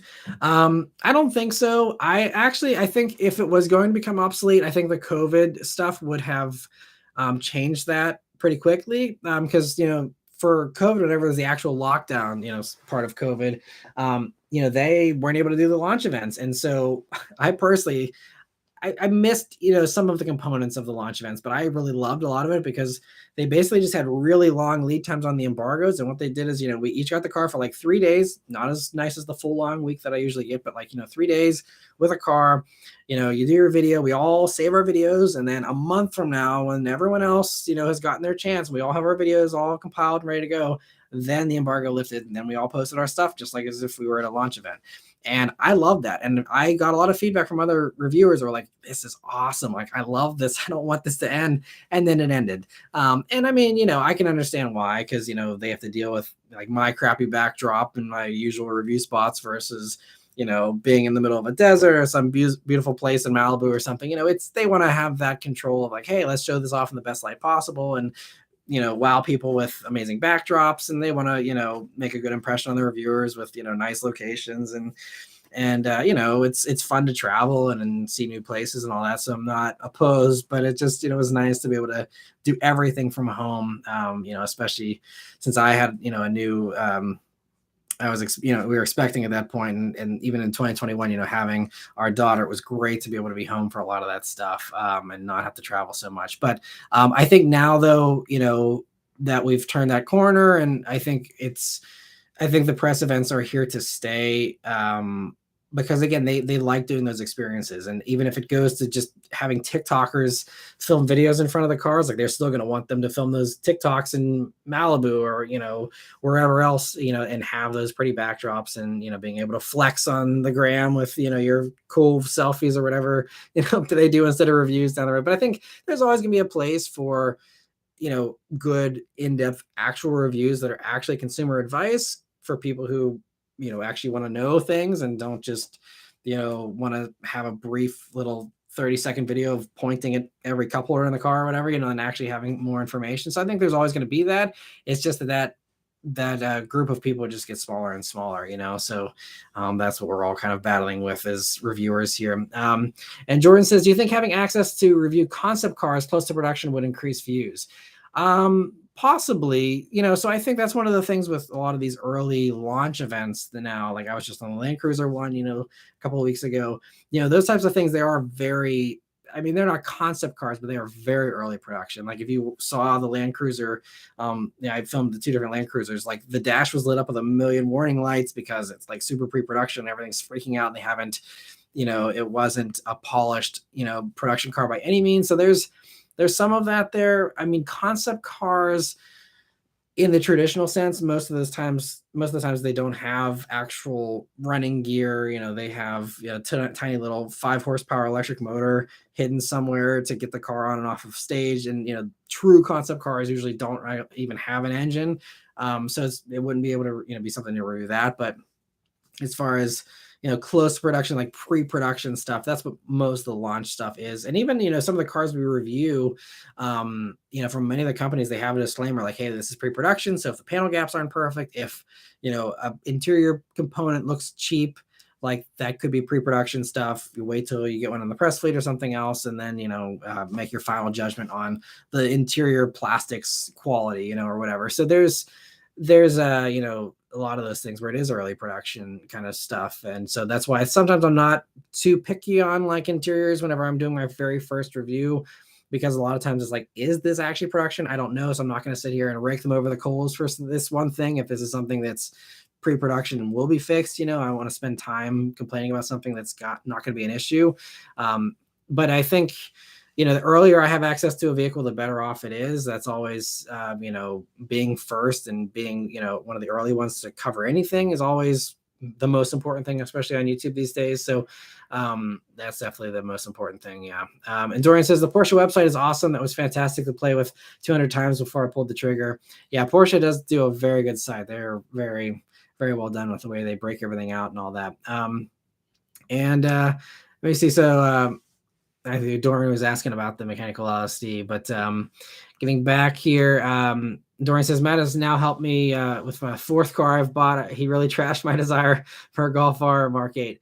And I mean, hopefully, I really hope you can also test drive one if you're curious about it, just to confirm it. But I will say, the first few comments I got on that video, people were like, what are you talking about? The DSG is great. Like, you're crazy. But as time has gone on and other Mark 8 Golf R buyers have wandered in, and even other Volkswagen buyers of the Mark 8 generation and other stuff in general have been like, yeah, like, you're right. Like, this DSG it's a Jekyll and Hyde thing. It's either going nowhere or it's ripping your head off, and there's no middle ground. So I was really, for a while there, I was like, maybe I'm actually crazy. And then like, I'm starting to get comments, people being like, yes, I know what you're talking about. This is like really annoying. I don't like it either. So I'm like, okay, thankfully I'm not crazy. But that's the thing the risk that I run whenever I just give off the cuff impressions. If I say I hate something and I'm just like, this annoys me, there could be backlash. It's, but I'm not going to mince my words. If something doesn't feel good, I'm going to say it. And if I'm the only person that's saying it, so be it. But like, I'm always honest, for better or for worse. So that's one thing you can always count on this channel, is I'm not going to pull punches if, it is what it is. But Golf R is still great. And I think the manual one is fun. It's just, I think there's more fun stuff I've loved, with the GR Corolla and the Type R and all that. But Austin says, I agree with MDKN. To me, Matt is a modern day Motor Week, just without the test track. Yeah, test track would be fun for sure. But appreciate the support, Austin, as well, and the longtime support again since the Subaru X fan days. That's crazy. So thank you so much. I know there's so many of you that have been following for so long, and it blows me away. So the 1K says, good evening, Matt. In your opinion, why have the Stellantians, I like that, not depreciated and slimmed down their brand portfolio in North America? Why does the Chrysler brand still exist? They have so many brands. And Dorian says they spent a lot of money to recreate Detroit with the Chrysler 300 in that era. Why, or what a waste to let it fade away. That was a great revival. I think some of it is the fact that, especially now with Stellantis being so big, North America is a focus, but it's not the end of the world for them. So, for example, whenever I was at the launch in LA for the Fiat 500e last year, which still hasn't shown up. I think it's coming early next year. But anyway, he was like, in follow-up interviews and stuff, and even on the presentation, he was like, we realize this car is not going to do huge numbers. We don't want it to do huge numbers. We don't care, because the 500e is literally the best sell. I think it's not, I don't know if it's only electric vehicles, but it's one of the best selling vehicles in Europe, period. Fiat is killing it. The Panda is one of the best selling cars in the world of all time. I mean, the Fiat is like a joke here in the States, but it shows just how different the market is, where Fiat is literally what everyone buys in Europe. And it's like, they are the top dog, like cannot be beat. Like, they're on top of the world. And so they're rolling in money. They don't care. I know to Americans, it's like a silly little Fiat. Why are they even over here? But they're like, because we have a crap load of money and we can. So we'll ship some 500Es over just for kicks and put them out there and just to play around. They're like, oh, it'll be a fun like experiment. Like, that's, they almost have like FU kind of money with Fiat. And so that's why they're like, we don't care if this crashes and burns, because we have enough money to let it crash and burn. We don't care. It's a fun thing. And if it works out, cool. If it doesn't, whatever, we'll just keep lighting our cigars with $100 bills over in Europe. Like, that's kind of the mentality, it seems, for them. Yeah. Chrysler, you bring up Chrysler. I think with Chrysler, they understand that luxury brands are the new hot thing. And as, unfortunately, cars become more and more commoditized, and it becomes less of a transportation thing and more of, just everyone's going up market, Chrysler is the prime candidate to hold on to go up market. Because I'm sure Mazda wishes they had a Chrysler or some new brand to, skyrocket into with, high priced, luxury vehicles. And they actually, random tangent, but Mazda had the Enos brand, I hope I pronounced that right, that they were considering whenever Lexus Infinity were starting to come to the States, or were invented in the 80s and 90s, and Mazda almost did that, and then they didn't. And I feel like nowadays they really wish they would have done that, because it would have really helped them with how they're trying to go premium. But anyway, so Chrysler is that premium brand that's just waiting in the wings for product, and they have stuff coming down the pike. They seems like there's going to be some kind of electric van from them, but also some type of, crossover thing coming. But I think, they said they want that to be like their, Apple, they're like, high end electric kind of brand. Obviously, hopefully not that high end, but I think that's kind of the goal for Chrysler. And so I think they're really thinking long term with Chrysler, and they're not worried about the fact that they are selling one vehicle now, or is it two? Yeah, they don't have anything because they will someday, and that is one of those like things they can just have a burn rate on because they think eventually it'll be profitable.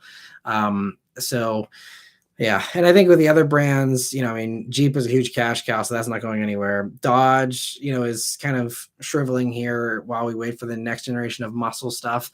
But I think that is, sells a ton of units, so that makes sense to, keep around. So I don't know what else, we would trim from Stellantis. Maserati has a ton of brand cachet to it that at the very least they'd sell it off before they would, just nix it.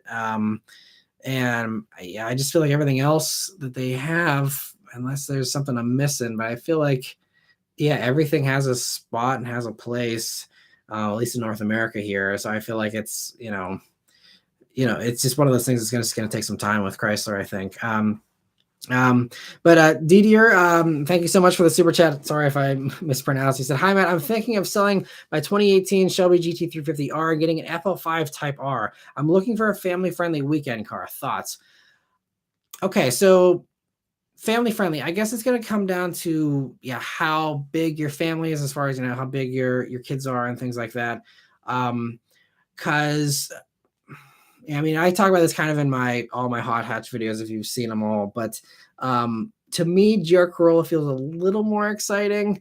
But FL5 is also a great choice and a little more practical, again, having the bigger hatch and the bigger backseat. But that's why I'm asking about, family size, because if you're not going to be putting tons of stuff in it, and if your kids are of an age where they don't need a ton of legroom, but they also don't need huge car seats, and they're kind of in that middle ground, it might, make a lot of sense to, maybe gamble on a GR Corolla if that's something you're into. If not, again, Type R is great. And it's special, it's going to be different. I think the things about coming from a GT350 that you'll appreciate in the Type R is the shifter. The shifter, I think, is similar levels of goodness and precision. It's obviously a different feel. The Tremec is a beefier thing, and it's still different. But I think, that's if you are making that transition, I think the Type R is a very good choice because, you're going to have the sharp steering. You're going to have that very connected feel still. The low center of gravity. It'll be obviously, I'm sure you understand the different driving dynamics, but it's going to be a different kind of driving you'll have to do. Having that front wheel drive bias, but I think it's going to be a lot of fun as well. If you want to still stick with crazy stuff, you could still get, a rear wheel drive sedan, like you could do a Charger or something, or even random suggestion. But if you, wanted something that was like still V8 and manual, you could go like a Chevy SS sedan. If you can hunt down one of those that's in good shape, that's a fantastic driving car. Another one really gets slept on, doesn't get enough credits, but it has 4 doors. It's a little dated, so not the safest thing if you're worried about safety from a family-friendly vehicle. But the V8 sounds great. Awesome manual, awesome handling. Just boring styling and not great interior. But if those two things aren't deal breakers, that could be another fun transition again, because you still have the rear-wheel drive and the V8 thing, but you still have great handling, great manual. So another random suggestion. I'm not sure if you're open to suggestions, but sorry, I gave one anyway. But Type R is, yes, very much in that same ethos and same mentality that I think you'll probably feel very much at home in a lot of ways in the Type R. Seats are really aggressive like they are in their cars and stuff like that. So I think that could be a great transition.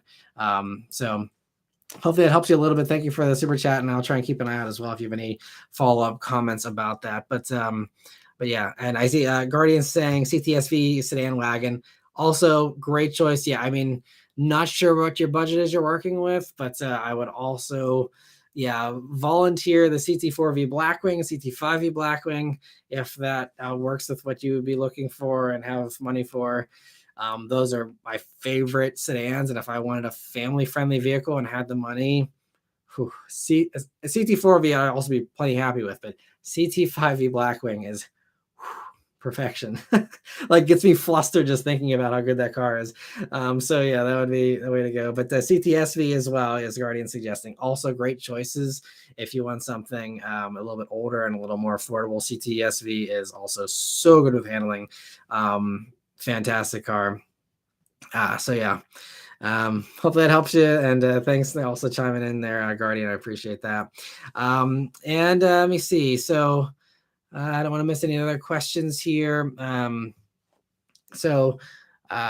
says, Matt, why do automakers make coupes with rear seats that can't fit anyone? Well, I think there are people who do carry kids or in a pinch, and there's instances like that, but it's also an insurance thing. I mean, again, people that are super rich, it doesn't really matter that much, but I know that's been kind of one of the driving forces for some of the more affordable stuff with a useless back seat back in the day was you get a cheaper rate because it's a 4-seater, so it's not a crazy sports car with 2 seats. And then the insurance adjuster that doesn't really know cars says, oh, okay, cool, and they knock it down a little bit. So there's some of that.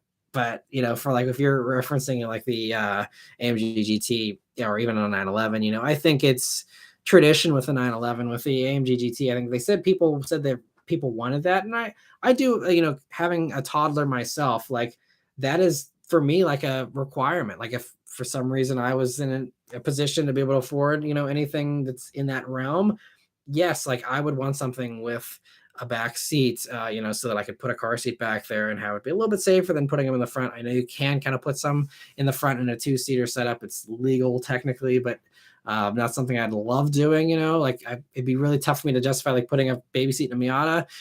You can do it and it is legal, but is it the best? I don't know. So having a back seat's great, and that's why like I used to always want an F-Type if I ever had the luxury of having a third car, weekend kind of fun thing, even though I don't even drive the Bullet on weekends. But, if I had that, hypothetical situation, it used to be an F-Type was the dream. Now it's LC500 convertible because of the back seat. Because F-Type, I wouldn't really want to take my daughter, and I couldn't take my daughter and my wife in an F-Type for sure, obviously. So LC500 convertible, now I can do that. And it also sounds fantastic and will probably be less of a pain to own than a used Jag as well. So there's that. But if I didn't have our daughter, it'd still be an F-Type. I think I'd still rather have that over an LC500. But now with the backseat requirement for me, LC500 is now the car. If the LC did not have a backseat, I wouldn't consider one. Again, in this hypothetical situation, not like I'm actually considering one, but someday maybe we'll see if they ever depreciate to a low enough point from lowly old me to be able to get one. But let me see. So Dorian also says, Motor Week, I loved that as a kid. That made me really into Firebirds and Camaros and the new concept of the hot hatch. Yeah, Motor Week is great. And I love the retro reviews they post up. It's so fun. And I see also the follow-up here from Dieter also saying, I have a 3-year-old and a pair of dogs. Sorry, I missed that in my original comment. So yeah, with a pair of dogs, and maybe that bigger hatch will come in handy for you nicely. So yeah, I'd say for that reason, yeah, Type R would probably be a better choice over a GR Corolla. And Dorian says, GT350, is that a manual gearbox? Yeah, those are manual only. Fantastic cars. He said, that's my one car I wanted but never had. I went to Porsche instead as it didn't exist to buy anymore. That's a sick engine. Yeah, they're fantastic cars.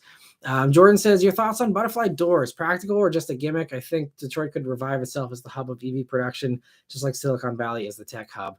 Yeah, potentially. As far as butterfly doors, I don't know. I feel like it's not really practical in most cases. Aston Martin kind of tries to justify their, what do they call their swan doors? Or no, I can't remember if maybe they call them butterfly doors. I don't know, but Aston Martin has a nice name for their doors, which kind of go up a little bit, but they're not scissor doors or anything.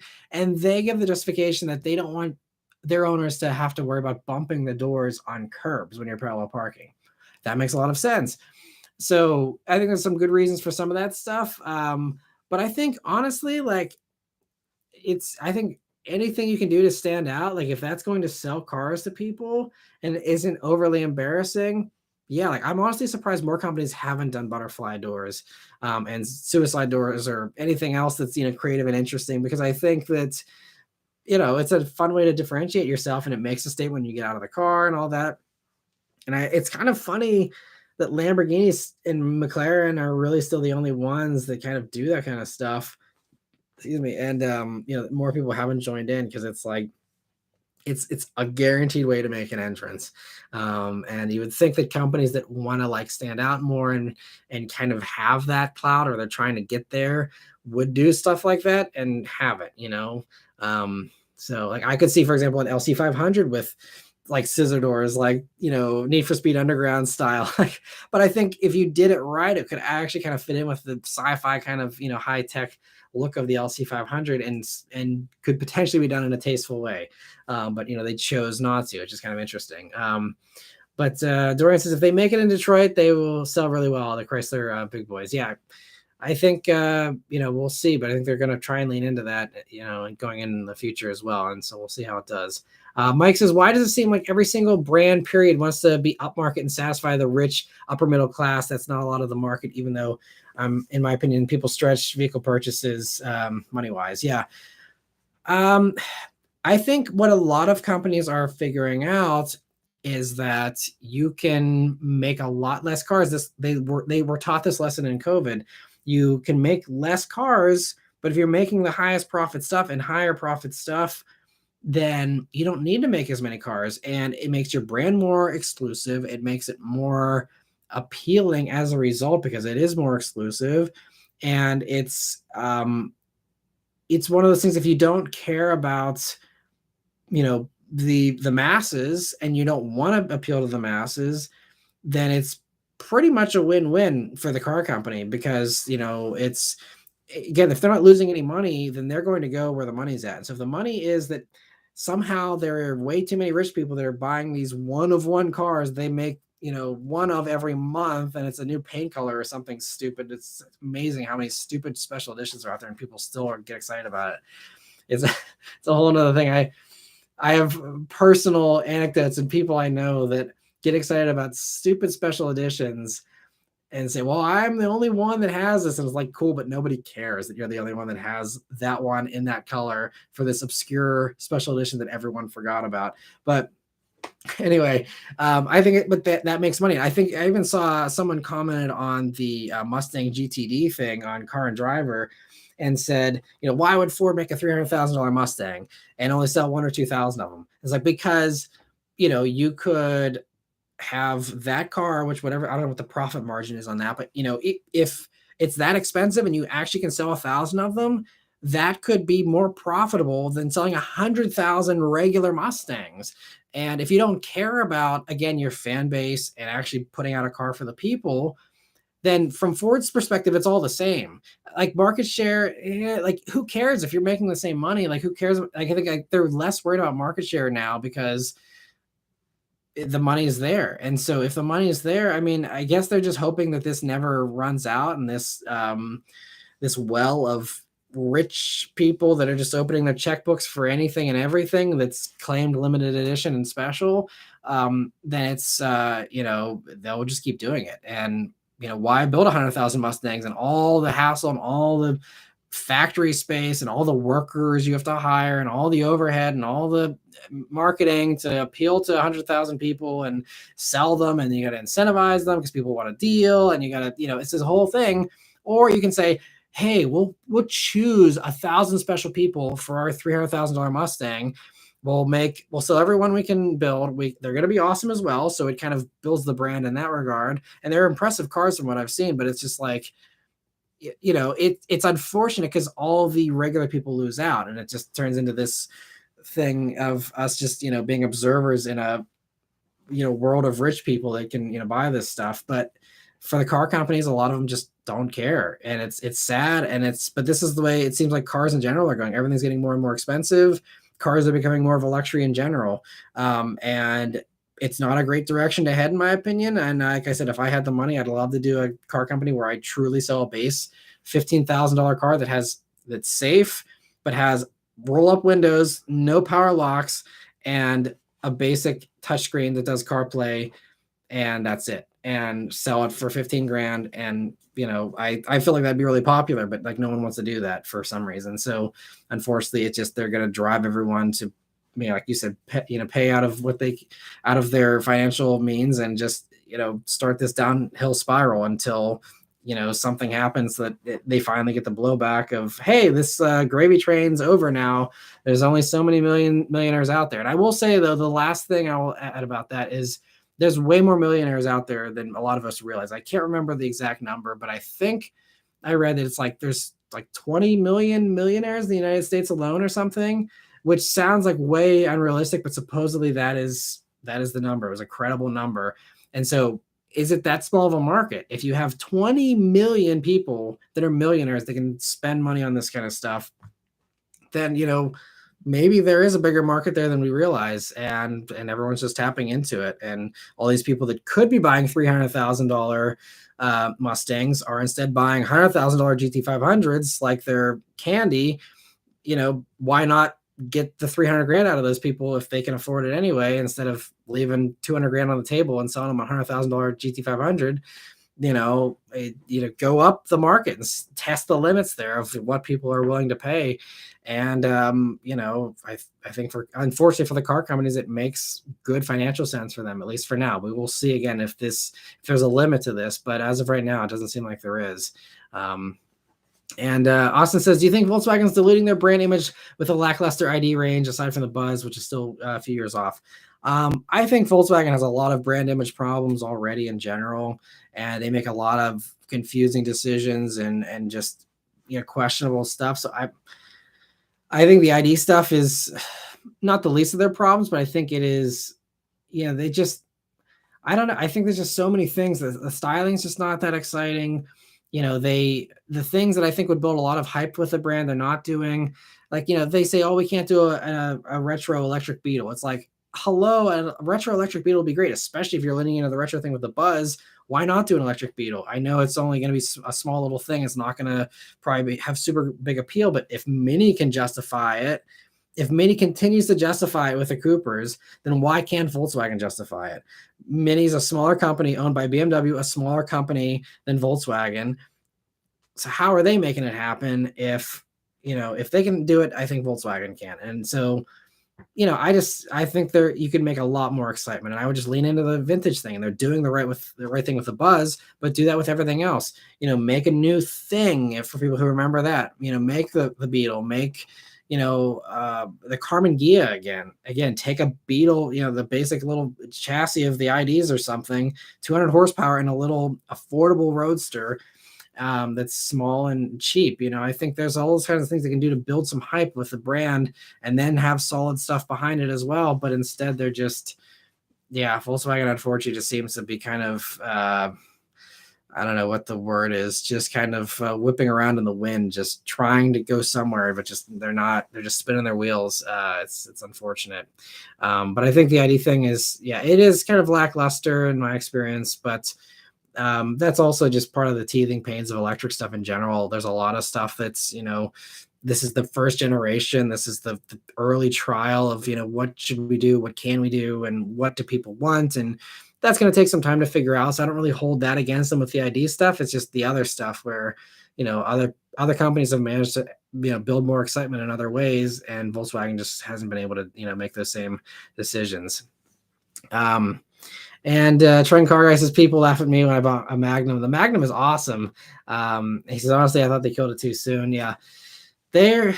I'm surprised that Dodge, did kill it off, because I think that's something that had a lot of potential, way more potential than they, let it have there. So it is sad the Magnum got killed off. Dorian says, when I go from club to club, I would put people in a 2006 Mini and then a BRZ back seats. Goth girls who drank never cared and are quite fit for dancing.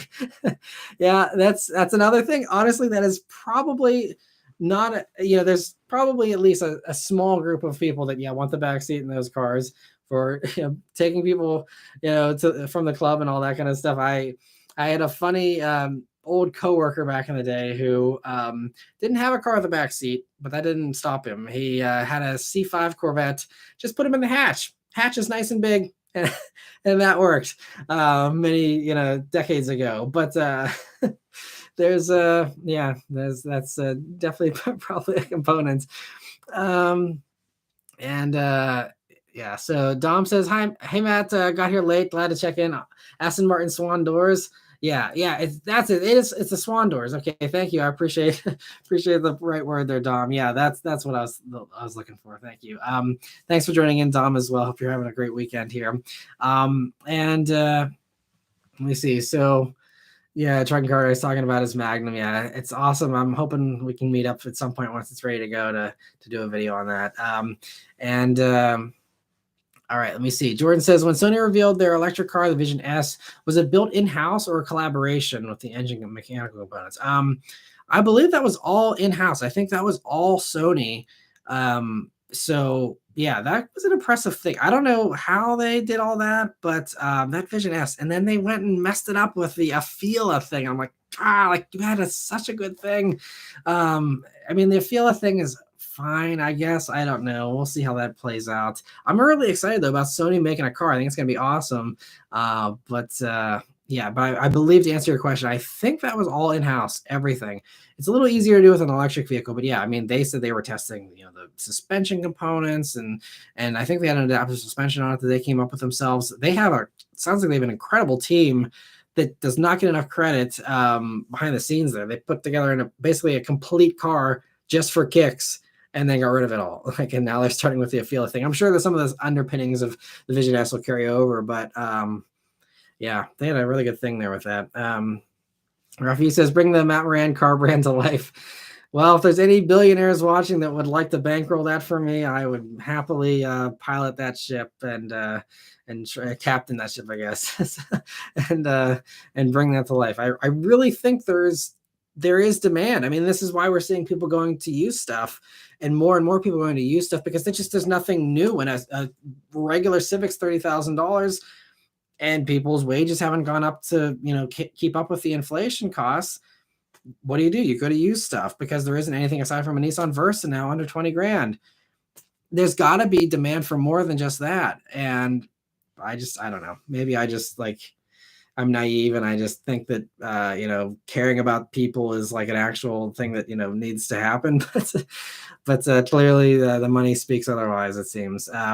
Nathaniel says the Mirage is very basic and doesn't really sell well anymore. Same with the Spark. Either that or the Sonic held on until just recently. I forgot which one that was.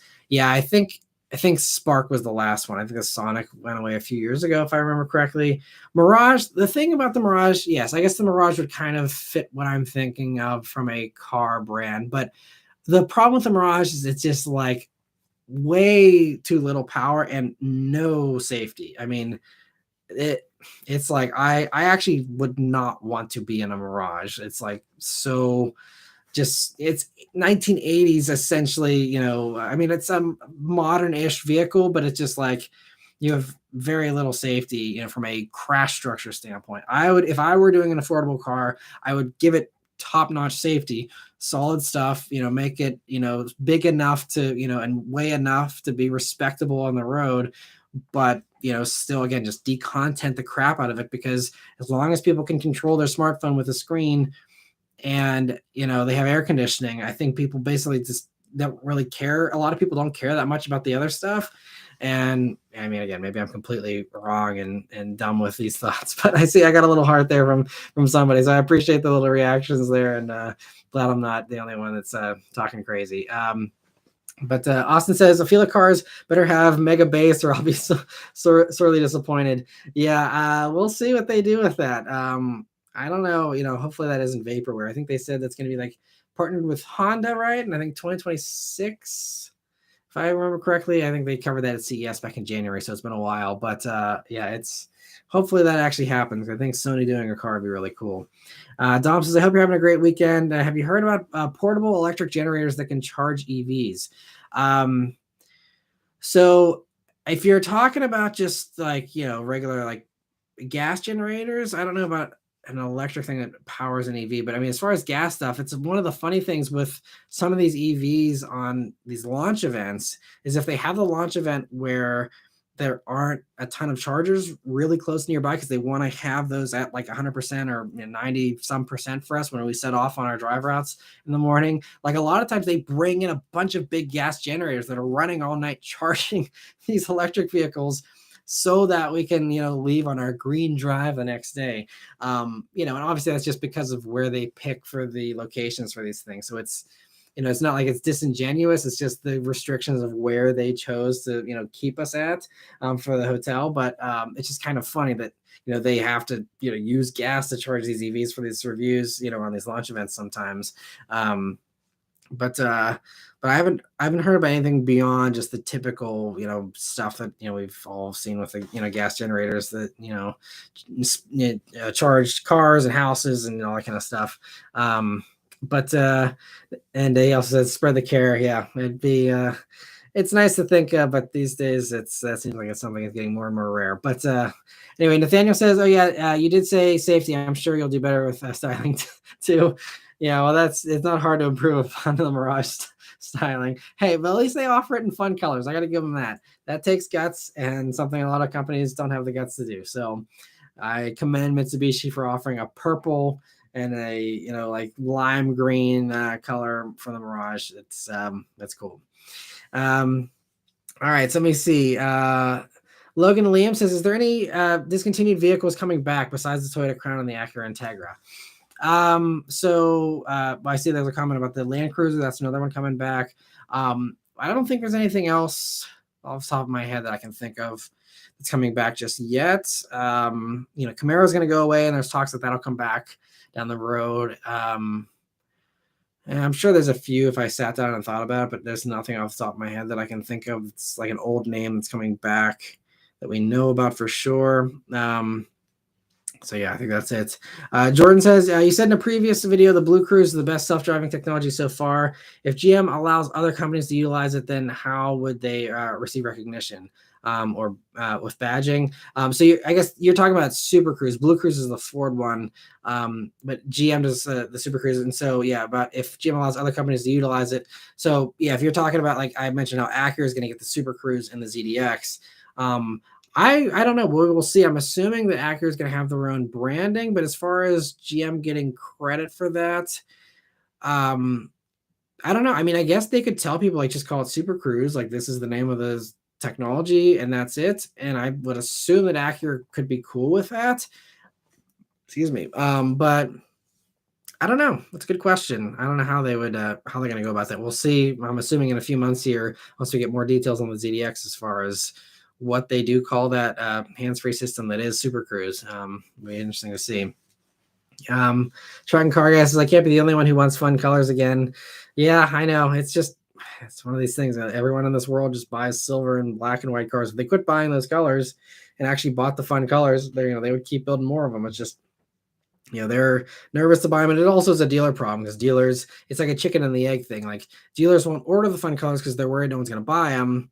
And then people are like, oh, well, I want a red one. And they're like, oh, we don't have red. We have silver and black. And they say, okay, I'll take a silver one. And then it's kind of this thing like they would have gone for a fun color, but the dealer didn't have it, but the dealer didn't order it because the dealer didn't think anyone wanted it. It's just this whole like vicious cycle. A lot of times that I've heard that's kind of part of the problem as well. When I've talked to OEMs about like, hey, like, why don't you offer more fun colors? Or why does it seem like, there's so few built in this color? And they're like, because dealers don't order them. And so it's not necessarily always blamed on the consumer. It's an easy thing to be like, oh, everyone just wants boring cars. But sometimes people actually do want fun cars, but they don't want them bad enough to custom order them.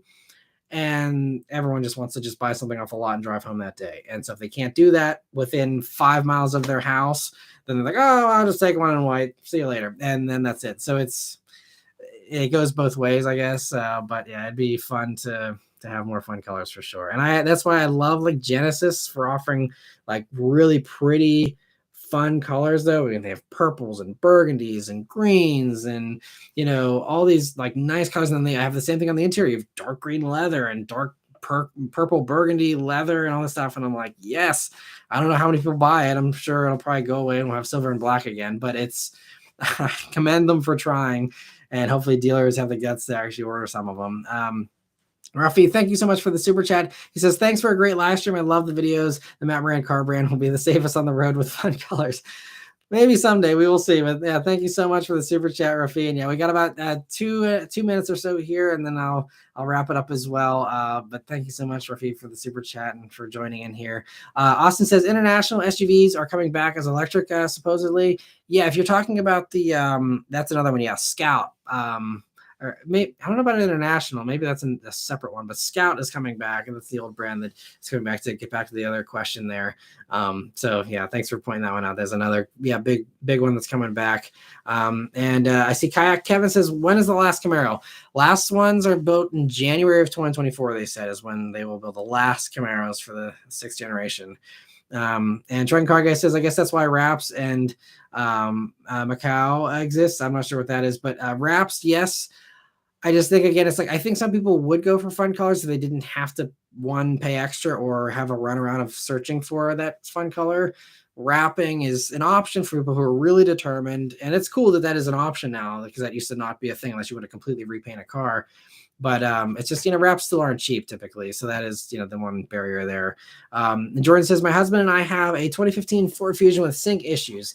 Any problems with the Mach-E? So 2015 Fords, I think that was about the last year of the old sync before Sync 3 came in and vastly improved things that added in the CarPlay and all that. So that's unfortunate. I've heard there's some complaints with that older sync system. I had it in my 2015 EcoBoost, and it was fine for the, 2 or so or a year and a half that I had that car. It wasn't perfect, but I don't remember any catastrophic failures with it. I'm not sure, what issues you've been having, but as far as the Mach-E, the only sync issue we've had is just the fact that it doesn't always connect to CarPlay, and when it does, sometimes it connects to the wrong phone. So if me and my wife both have our phones within range, even if she's upstairs in the house, it'll still be like, oh, we'll connect to hers instead of mine, which is in the car, or vice versa. It always seems like it does a really good job of figuring out the exact wrong phone to connect to. Sometimes now it does work sometimes, so I don't want to completely throw it under the bus, but that's the only complaint that we have with the Mach-E as far as sync goes. It's been fine otherwise, thankfully. So I think they have gotten a lot better with the newer versions here. And Austin says Mako is a cheap paint shop chain. Okay, thanks for filling me in on that, Austin. I've never heard of that before. Crazy. But anyway, yeah, we're at 2 hours here, so I'll sign off here. But thank you all so much for tuning in and joining the live stream here. And I hope you guys all have a great week here. Got lots more fun stuff coming here this week, including an oddball car. Those of you who remembers already know. So stay tuned for a fun review here this week, and some other good consumer advice reviews here coming over the next few weeks as well. But anyway, thank you all very much for watching. Have a great week, and I'll see you guys in the next one. Take care.